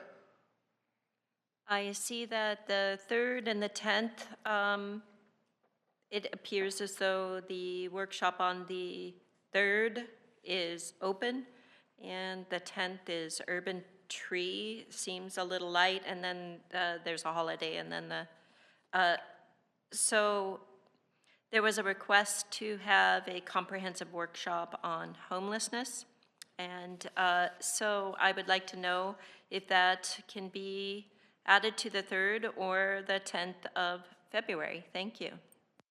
So your request was received, and I actually advised the Aaron Town Manager. He presented that to me and divulged that the previous council had a pretty extensive workshop on that. I asked him to distribute that literature to everybody and get your input. So basically my idea is if you could review this information and see if it's helpful to go over that, expand on it, give us a little bit more direction in some of the information that's already there that can be represented. But we'd need a little bit of feedback from you guys on that before we can tailor that. Even if you want to say, I want to go over the exact same things, that's great. There's probably, I guess, digest some of the information and there's other things you can add to it, is kind of where my sentiment was coming from. That was, oh, I'm sorry, I don't know if you recognize me or not. No, I did, yes, go ahead. Okay. I pushed my button off. Oh, sorry. That information was received, and there was information given back, so, yeah, I need to hear back about that, probably from Aaron. Okay. Thank you. So at this point, as my email correspondence mentioned, today would be the day I recommended that today during agenda review, you bring this item up to see if there's enough council members that are interested in having a charrette or some kind of workshop associated with unhoused services within the community. And if that is the desire of council, then, and it's placed on the agenda or workload, we will make sure that we get that done. So that would be the first step, and then maybe have a general discussion. Maybe you'd like to have a general discussion, council, on what your ultimate goal is for that, so council will have an understanding of what your request is, and then we move forward. We move forward once I get direction from council. So I guess this opens up the table for that discussion. If everybody has had an opportunity to digest that information and provide responses back to Aaron, that is great. So if you want to open up this discussion at this point to further tailor this meeting, then go right ahead. Victoria. Well, I would like to move that we have that workshop on homelessness on February the 10th, and then I can add what the expectation was there, or maybe we just need to vote that is going to happen on the 10th? So February 10th, we don't have a meeting. Are you wanting to have a special meeting on February 10th? Oh, excuse me, so it's just the 3rd in February, is that correct? Yeah, the 3rd is our first workshop in advance of the February 5th meeting. So then I amend my motion, it would have to be the workshop on February the 3rd, be the workshop on homelessness. And I move that happens. I'm going to ask a question to Aaron. Aaron, in receiving responses from counselors that have digested the previous information presented, do you feel you have enough direction to establish a proper presentation? I think at this point, Councilor Marshall and I had a conversation. I think we both recognize the depth and the breadth of this topic, and it could ultimately be multiple sessions at some point in time, however we want to focus this. So I want to make sure that expectations are very clear on what the purpose of the meeting is, who might attend. I can make sure to know that we get the right people at the table, but the purpose of it or the focus of either the first 1, 2, or 3 sessions or what we're having is going to be really key to me, so we make sure we're hitting the target. And I need that from council. I need council to tell me what type of information you're wanting or what you're wanting to get out of this workshop, and I can help you tailor that. So when it comes to unhoused services in the community, what would be important information for you to have so you can make informed decisions in the future on potential unhoused policies? So there does look to be still a lack of direction, so would anybody want to elaborate on that? Kathleen? Oh, my thing's still on. Yeah, so 2 things come to mind right away with that, and that was the police enforcement. You know, if we could hear a little bit about that and, how this is going to unfold. I'd like to know more about that. And then putting up signs. I'd like more signs around the community, in the parks, on the streets, where there's not going to be any, so it's clear that there's no camping, there's no car camping, there's, that kind of thing. Does that help? That does. The sign thing is, I think, secondary to that. We do have signs, and one of the things we work on for signs, and we've touched on this from a public perspective, and I don't want to get off topic, but I think that's a very specific action that would maybe come out of something like this. So what I'm looking for is the bigger picture. What information are you wanting us to hit? What feedback, community input are you needing? And we'll get the right people at the table for you so you can get that information. As a starting point, and this email went out to Aaron and Mayor, the objectives to gather insights and innovative ideas from these entities, which are local agencies, including police and fire, businesses, nonprofits, and experts, to gather insights and innovative ideas from these on solving homelessness. And second, to explore opportunities and solutions for measurable and meaningful impact, to identify actions, if any, the city can take to affect solvency for homelessness, to maximize public safety. The action items that were sent to Mayor and Aaron were to identify the participants and coordinate with local agencies. And there's a little more there, but the interest of time, I'll truncate this. 2, scheduling, determine a date and a time that maximizes attendance from both council members and presenters. And Public notification. Ensure the workshop is publicized to encourage community involvement in both participation and attendance, and to ensure transparency. To document, prepare a summary for council focusing on each presenter's actionable ability to solve homelessness. Understanding it's not going to be solved, but solvency is the purpose of this workshop. And then I asked that the deadline for the workshop be within 30 days, and that was dated January the 7th. So those were some specifics that were, and maybe that will help the rest of the counselors here now. And just to reiterate, I think I had a motion on the table. I don't know if a second was called for. Thank you. Okay, so in my opinion, it's still vague. It's still in general. I mean, you're talking about, I understand where you're going with this, but what I'm trying to get out of this is, are there specific things that you want to have presented? Do you want to, I mean, I understand what your actions are and where you're trying to get to, but it just seems very, very vague in what you're trying to capture. I mean, it could be a 15-hour meeting trying to figure out ways to combat homelessness. I mean, we have certain actions that can help us and that cannot help us within this community, such as my idea would be, when I'm thinking about this, is how many nonprofits are in the area, specific kind of topics on how we get to this, what do they do, how much resources do they have? Me personally, I'm listening to what your request is, and it just seems very, very vague. I wouldn't know how to turn around here and advise staff on how to actually pinpoint all that stuff. And I'm not saying these statements to be derogatory. I'm not gathering the specific agenda item that you're asking staff to present, except for the topic of homelessness. Very quickly, there was an email back and forth between Aaron and myself that we do not want to know how many, I'm not speaking for anyone else. I don't think that the council needs to know how many services there are for homeless people, because that's a 4-page document and we all have it. So it was these other things. So I guess it was my expectation that in the process of the email back and forth that it generated more, but again, I think Indra had, so I don't want to take any more time. Indra?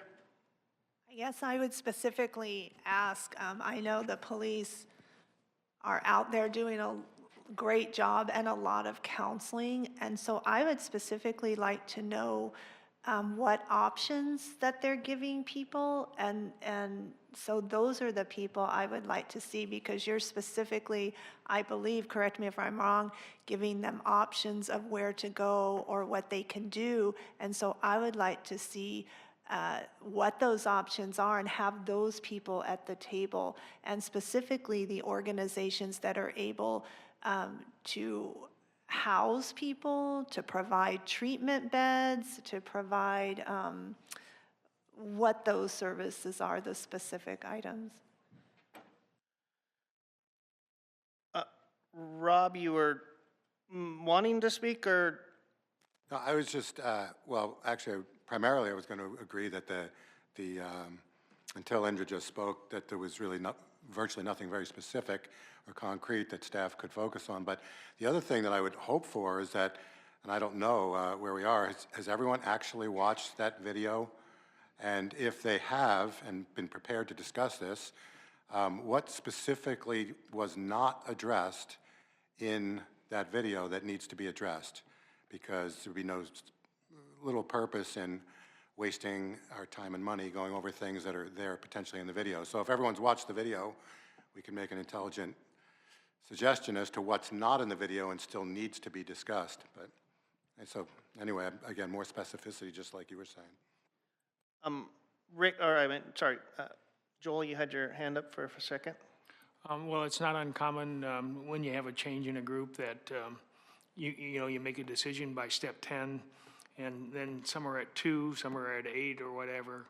And so what I hear, and I don't want to put words in anybody's mouth, but they want to know what's gone on up to this point in time and then need some additional information beyond that. And they do know a lot about what's gone on up to this point in time.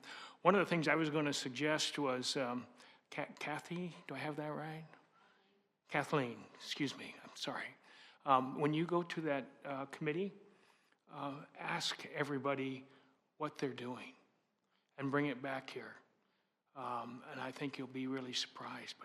But that's the purpose of that committee, to function, and they actually can serve us as well. Thank you, Joel. Just 1 second. So I personally don't know, I can't grasp the bullet points of what the request is exactly. Do you have a better idea than I do, or do we need to be continuing with more discussion? Well, I think what I'm hearing is that there is a desire by some on council to have a workshop to gather information on truly what are some potential solutions for some of the issues that we have out there when it comes to the unhoused. We do have that video that we sent out, which was similar in nature, but is it ripe to redo that and have a new discussion on that? Are there new players in the field, and has the external environment changed to a certain degree? And I don't fault any council members for wanting to have that discussion. I think it's very healthy. I just want to make sure that I've got clear direction from council on what my focus should be, because we as staff want to hit the target. And we can only hit the target if we're very clear on what the expectations are. So, you know, it could be as simple as, we would like to have an opportunity to sit down and have a dialogue with the service providers for the unhoused in the community. And we want them to tell us what their challenges are and if they have any additional potential solutions. And that could be the workshop. You know, and then we go and we take it another step further.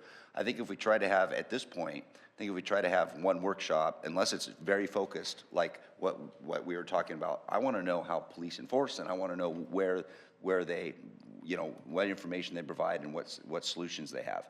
That's an easy, very specific topic we could hit on. The other one is relatively big, Mayor, like you were saying, like Council Pell was saying, it's pretty big. So if you want to start somewhere, maybe we start, and then we can narrow it in and keep narrowing it down. But if you want to do something, you want it done, and then I'd maybe suggest having as many service providers as possible in here to talk about and it'd be a similar thing to what we did back in 22. Where they would come in and they would try to provide us with solutions, or many of them already have solutions or things that are working for them. They may want to report on that. But that's going to be a long workshop if you keep it that general. I mean, if there's 8 service providers out there and they all want to talk about their services for an hour, that could be a long day. So we're struggling a little bit because we want to know what is your end result? What would you like as an end result? And maybe we can get there. If we start with the ends, with the end first, and what you want to have as your, then we can maybe figure out how to get there. And I'm going to say this, I absolutely appreciate your passion and your dedication to this topic. I just didn't have a full understanding exactly where we were going, and I kind of felt that from staff. So if we could tailor it down a little bit better, that would be the time to do this in this discussion. And so if we can do that, and I apologize, I couldn't really pull up the full 5 ideas out of what you were saying, so let's dive into it a little bit more. I'll start with Indra, and then we'll go back to Victoria. I would just add, I would like to have the entities or organizations that are actually pulling people off the street and housing them or finding a place for them. Veterans, I would like to hear what the veteran organization here is doing. And mental health, like a representative from mental health, like what they're finding and how they are working to get the mentally ill off the street too. And then I appreciate, Joel, what you said, a point in time, like what's happening now. So I know there are some housing projects going on.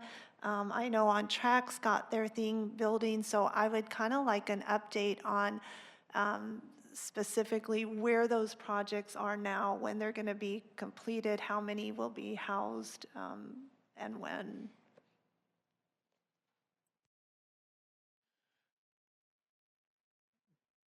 I just want to get everybody in because I know we're go. Eric, did you want to say something before Victoria starts? Yes, thank you. I'm just brainstorming here. I'm just thinking, surely we're not the only city going through this, this problem, this massive problem. My question is there any way that staff can look into and try to find some success stories out there, some best practices that other cities have done? Perhaps there's some, like I said, best practices to solving these issues. And there's got to be some nationwide with all of these different cities out there, obviously. We're not the only ones going through this, and going forward, I'm sure there's going to be many more. So that's my question. Is there anything that we can find nationwide? Is that out of the scope of the staff? I'm going to let him answer in 1 second. This is exactly what our discussion is supposed to be about, and I appreciate this because, like I said, Victoria, I wasn't trying to discredit any of your passion in getting this going, but I just didn't feel like we had enough direction. I think this is perfect. So I'm going to let Aaron answer your question, then we'll go to Victoria. Oh yeah, definitely. We've done best practices with most things we move forward with on what works in other communities, and there is some things that do work. No one has solved the problem in its entirety because it's very complex. But there are programs in place that have shown success and have had success numbers associated with them. And they're known and out there, and you don't have to go far to find those programs and to know what works. We can see it throughout Oregon on some areas and what does help get people off the streets and give them a hand up. Rob? I'll send it again, but I several weeks back, I sent to all the counselors video of a council meeting that we had, a workshop that we had. The date escapes me now, but it was in 21. We invited then Sergeant, now current Lieutenant Kirkpatrick from Medford PD. We invited people from Rogue Retreat, and there was a lot of information there. And I would hope that everyone has studied that thoroughly because, and I've also mentioned, I think in that same email, that I also visited the facilities over in Medford because there's a lot to learn there. I visited a facility in Roseburg, and there's a lot to learn there. There's a lot of things to learn that council could get up to speed on their own. And like I say, the video that I sent had a lot of information of that particular council meeting. The video that Aaron sent last week, there's also a lot of information on there. So if you've actually studied all of that and then have specific questions over and above that, that would probably be a good use of our time. If you haven't really studied those, essentially the wheel that, or the discussions that have already taken place here, to redo that again, it can be done, but it's not a great efficient use of our staff time, which of course means staff dollars, means council dollars, taxpayer dollars. It's kind of a waste of our taxpayer dollars to just go over what we've already done. So I would hope that, and I'll send that video out again of that meeting. There was a lot of information there. There's a lot of great ideas. But I would hope that council has done what it can do to get up to speed. And then at that point, would also have nowhere you're still having questions or knowledge gaps, and then you can ask those specific questions. But to generally just throw it out there, saying, hey, what's working across the entire country, we don't have to go that far to see what has been tried closer to home. Cool. Thanks, Rob. I think Aaron wants to add something here. Just want to mention that it may be beneficial, and we can set this up. We could set up, and again,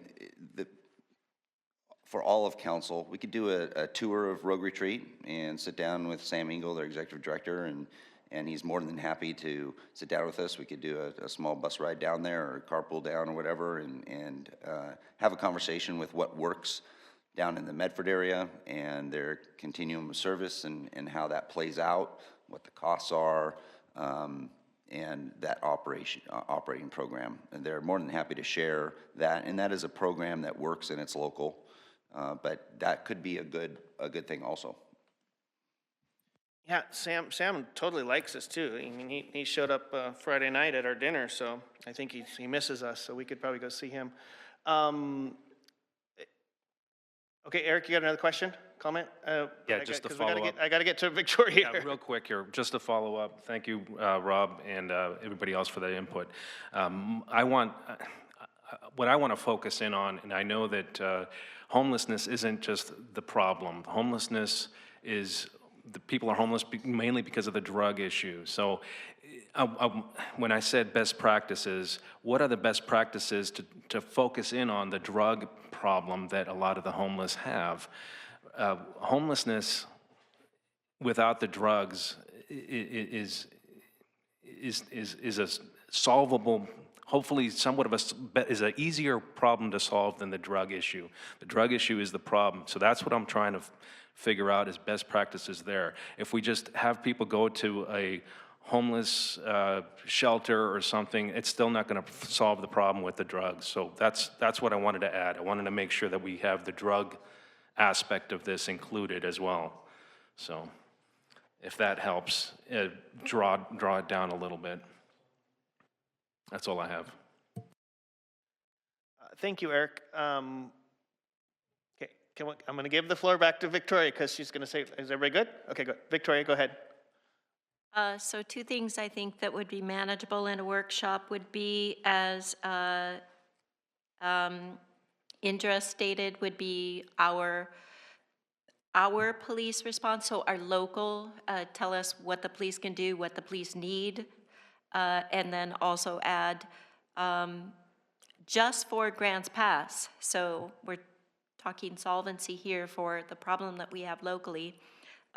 The ability for local agencies or businesses to get people off the streets. So this workshop drilled down would be two things. It would be our police response or law enforcement response, which would include the courts too, I suppose. And then the opportunities right here locally that we have to get people off the streets. So those two things in this workshop. Perfect. So I believe we're narrowed to a better theme here. I'm looking for acceptance. So what I'm hearing is that council would like to have a workshop that includes two main focus points. One, our police enforcement and deflection opportunities and how we help people that are unhoused in our community, in association with having the ability to have a conversation with the service providers that provide services that ultimately house or provide treatment for individuals that are unhoused in our community. I think we got a thumbs up, so that's pretty good. I would like to add to that in local law enforcement involvement in homeless. I particularly would like to be educated more on what type of specific ordinances are in place right now, specifically around two topics. One topic would be resting in the car overnight in the right-of-way. And I know there's certain industrial zones that we actually have some restrictions on overnight camping for RVs and trucks and trailers, as well as reiterate what the ordinances are as it pertains to drug use, paraphernalia, and so forth within the parks and public areas. The third thing would be what the law enforcement's latitude, ability to actually approach a person on the street. And I'm going to leave it in that much vague manner because I think Chief will understand where I'm trying to get with that. Yes, we will try to address some of those things, and some of that, like the last one, we may need to be relatively general, some of that in nature, but we'll try to target those, and I've made notes on those three things. Perfect. And is Victoria, is are you amicable with some of the additions that I added there? Absolutely. Perfect, thank you. Kathleen, you have a question, comment? Yeah, I just wondered if that would include what's going on at the jail, like how many beds there are, like, I heard there was only, they had minimized one person to a room, cell because of certain mandates, and then that the county side didn't have as much room, and so it's very foggy what's going on there. And I appreciate that. I think what you're kind of pointing out here is we can start just throwing layers upon layers on this cake, and that's where we can kind of, start chasing ourselves in the tail. I think that we should start with the generality that we have already on the place, and on the topic that you just talked. I'm taking the generality as you want to know what our police are doing currently and can do. We can expand on that once we get to more, once you get a little bit more information. I just think lumping everything in one little agenda meeting is basically kind of arguing what we were at the point where we were before this discussion, where we were too vague. So I think it's kind of more questions that you guys should put within your arsenal, so when you are in the middle of this, at the end of this presentation, you can have those questions loaded and ready to go. And then again, then you have the opportunity at the end of that to say, hey, there's this one very, very interesting side of this that we've just talked about. I'd like more information, so let's go into another workshop. So I think we have a good starting point, unless you add something else. But those are kind of good questions I think you should keep in your arsenal and use that to expand once we start that workshop. Indra? I understand what you're saying, of course. I think what Kathleen brought up is really critical to keeping our town safe and keeping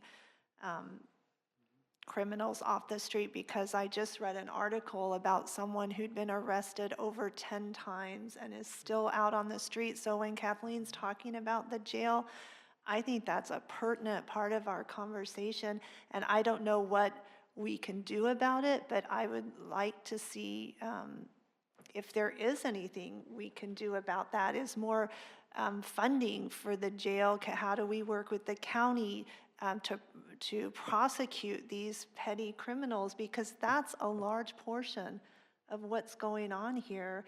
I mean, I just walked down Manzanita, Savage, beautiful neighborhood, graffiti all over the fence. This has never happened before.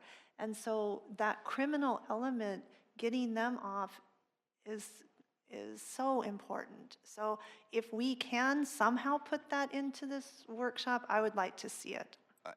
I would have to concur with the mayor. I think we're talking about two totally separate subjects here. The law enforcement system for Josephine County is a system all in itself. When we're talking unhoused, we're not talking unhoused as they're criminals. We're talking unhoused as these are individuals that need assistance and there's conduct associated with unhoused behavior that you sometimes see on the streets, that you're correct. But they're separate issues, and I don't think it'd be appropriate to put those two together. I think the law enforcement system and conduct in general goes much further than any maybe conduct that an unhoused individual does, but conduct that many of our community members do, and how does that impact the system? And when it comes to prosecution, when it comes to housing individuals in a jail, et cetera. So the jail system, the criminal justice system as a whole, which includes patrol, it includes prosecution, and includes the jailing, is a total subject independent of itself. Yes, it has links to so much of what we're talking about, but it really should be its own subject. Is that even something we can tackle, or? We definitely can. I mean, we could do it. We could start it if there's specific information that you're looking for. I mean, we can just give you a memo on certain things, like what's the capacity of the jail? How are they operating the jail? And, if there's specific information you want in there, we can do that, but we could do that through a memo and not through a workshop. That would be very helpful to start. Thank you.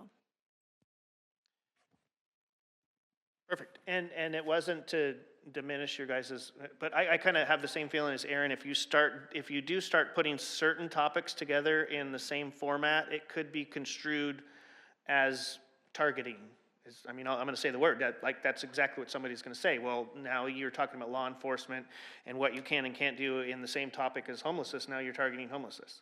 So that I think you also have to take in context of what the public will see when you're doing this and how you actually research it. I think it is prudent to have separate those two items out in an educational workshop. Does anybody, Victoria? So just to clarify, this particular workshop is going to be law enforcement response to homelessness. I thought that that would include behavior, by the way, but I understand if that needs to be separate. And then the efforts that are being made right here locally that will get people or could get people off of the streets. Is that correct, this two-part workshop?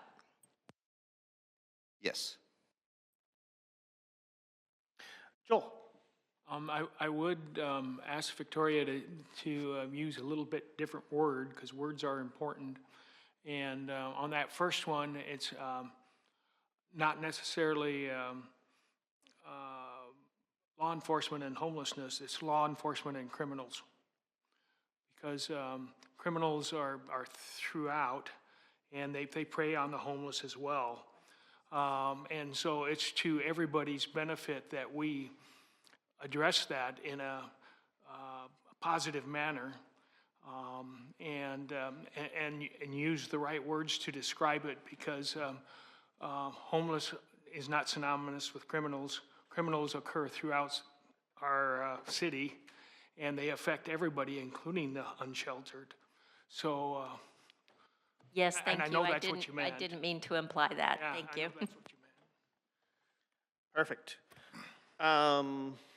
So I'm going to take the floor a little bit if you guys don't mind, unless there's some more pressing information. So this is still within agenda. I did say earlier on that I want to throw it up in the air here and maybe make some changes to how we actually do public meeting.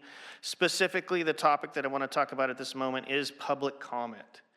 Public comment within our charter is a courtesy that the city council provides to the public. This is public comment in general. This is not weighing in on agenda items that have a judicial nature where we do have an open forum for them to express their opinions in favor or opposition to the actual motion that we would be voting on. This is actually the general public comment portion of our meetings.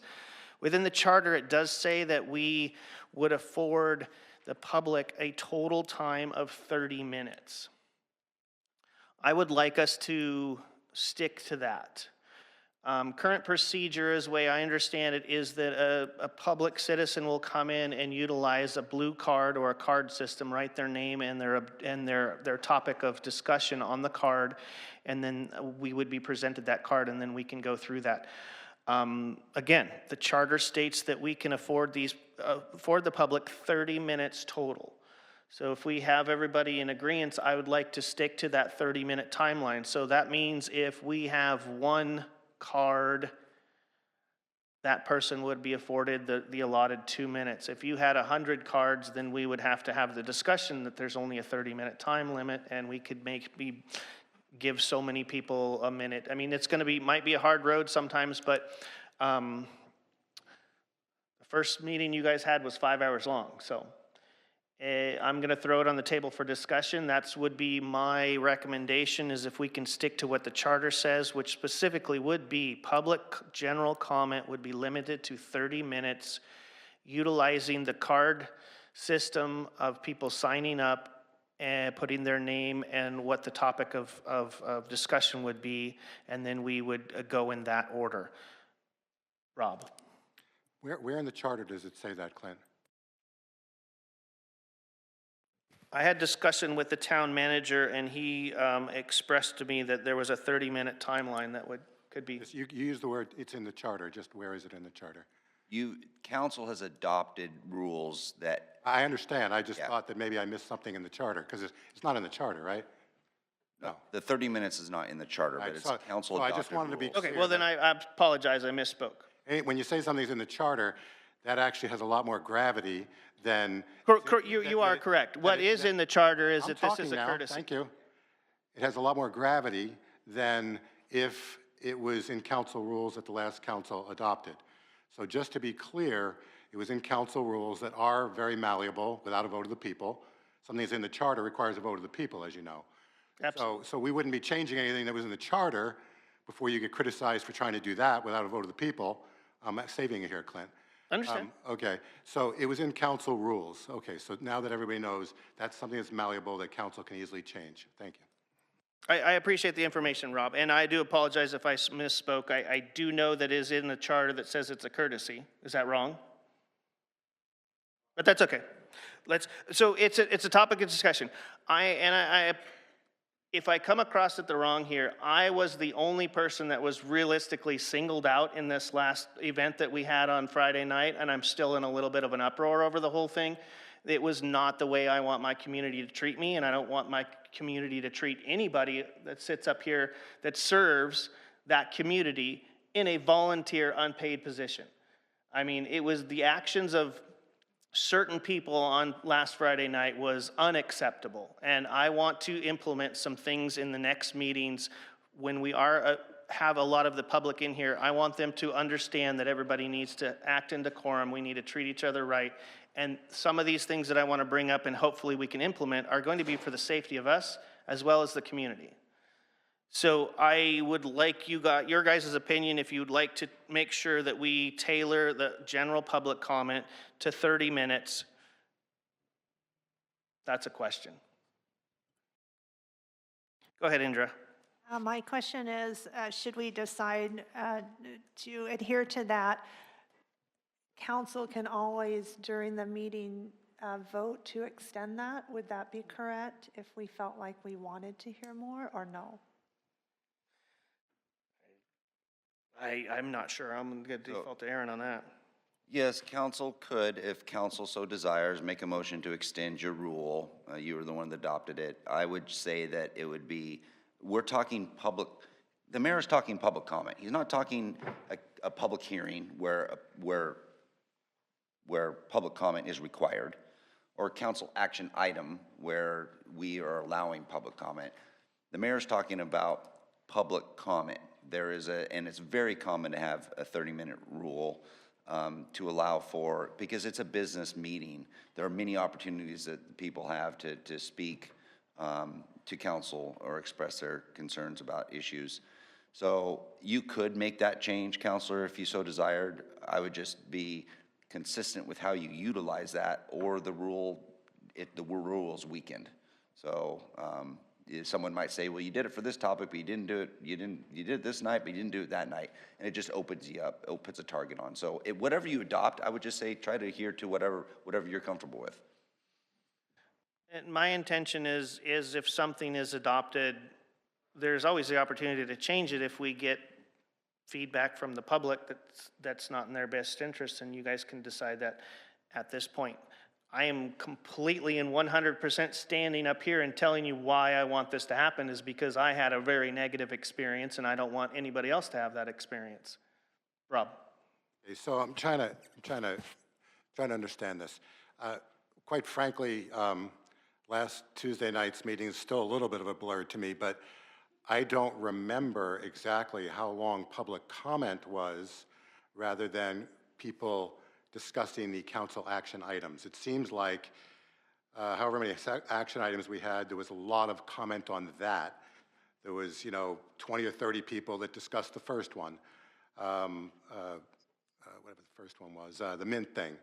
There was, so to me, public comment that night, I barely remember, quite frankly, so I don't know how your action would actually address the length of our meeting. I don't believe that, for instance, had this been in place last Tuesday, I don't think our meeting would have been appreciably less.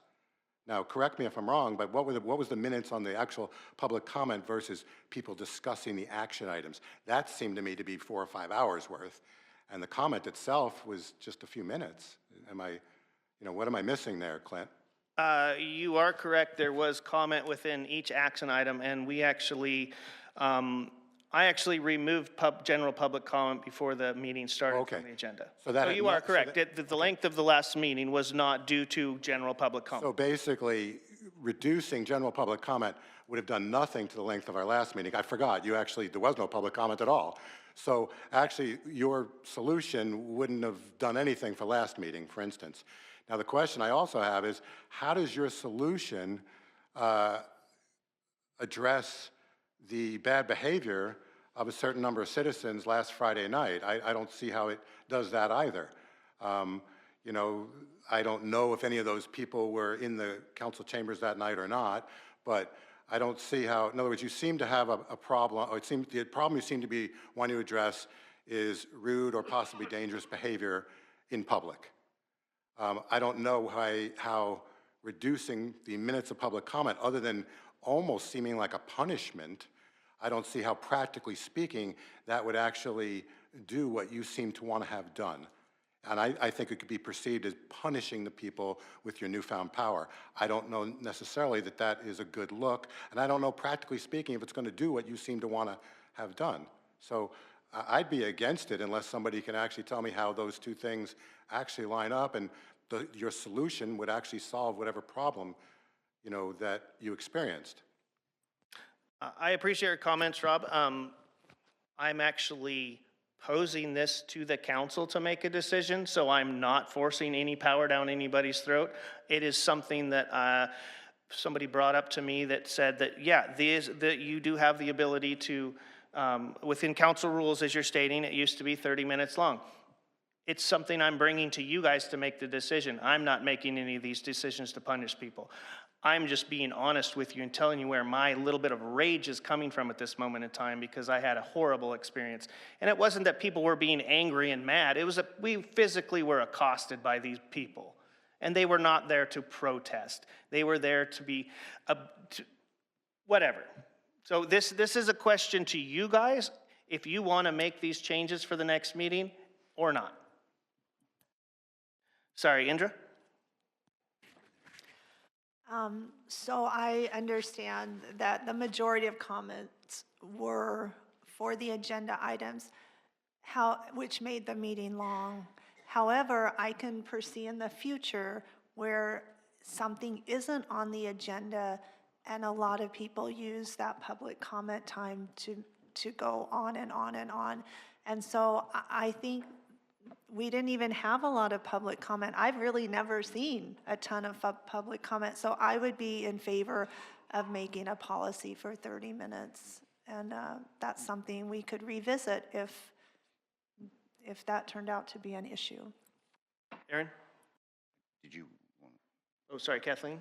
So what I understood is that you were just asking us if we agree to stay with the 30-minute that the former council already put in place. Yes. And my comment was to that effect too. The mayor, I think the spirit of what the mayor's trying to do is make sure that we have business meetings that run effectively and efficiently. And the public comment aspect is one of those items. And going back to what Councilor Pell mentioned, which is true, we didn't have public comment that one night. That was all just council action items. And each council action item had a number of people and they were speaking. Council action, there's no public law requirement for public comment under council action. Public hearings, yes, there are. So we treat all of our council action items like public hearings, in essence. We have the staff report, we have questions of staff, we have public comment, then we have deliberation to an action by council. You could technically have a discussion, I'm not saying to do it today, but maybe we have a discussion on a workshop about council rules and protocol. But you could also limit each council action item to a 30-minute or to a 15-minute or whatever. You're still providing comment. But then if you've got 15 people, or let's say you've got 30 people in the audience and you've got 15 minutes for public input on a council action item, then each one of those 30 people get 20 minutes. Because we do have guidelines within our rules that the mayor is to also at times so desired, if you have a big room, the mayor can try to facilitate. Those of you that are in favor of this, get together, pick someone, I'm giving you 7 minutes. Those of you that are opposed, get together, figure it out, I'm giving you 7 minutes. And then they come in and they speak with one voice. It's just an aspect of trying to run an efficient and effective meeting. And that's where the heart of the mayor's coming from, I believe. Thanks, Aaron. Victoria? If it appeared as though there was going to be more than 30 minutes of public comment based on blue cards, how would we decide who was going to speak? And then I might suggest that it would just be a random pulling of cards if time was running out or something of that nature. Go ahead, Aaron. The way I think it'd be most fair and equitable is if you, unless you coordinated it, which takes a little bit of time, is if, let's say you have 50 people, but you've got 30 minutes, you just reduce the time. If you've got, so normally we give people 2 minutes. Maybe we break it down to where they get 1 minute each. You know, there's that saying where you've got 30 seconds, 30 seconds, you should be able to state what you can state in 30 seconds, 3 seconds, 30 seconds, 3 minutes.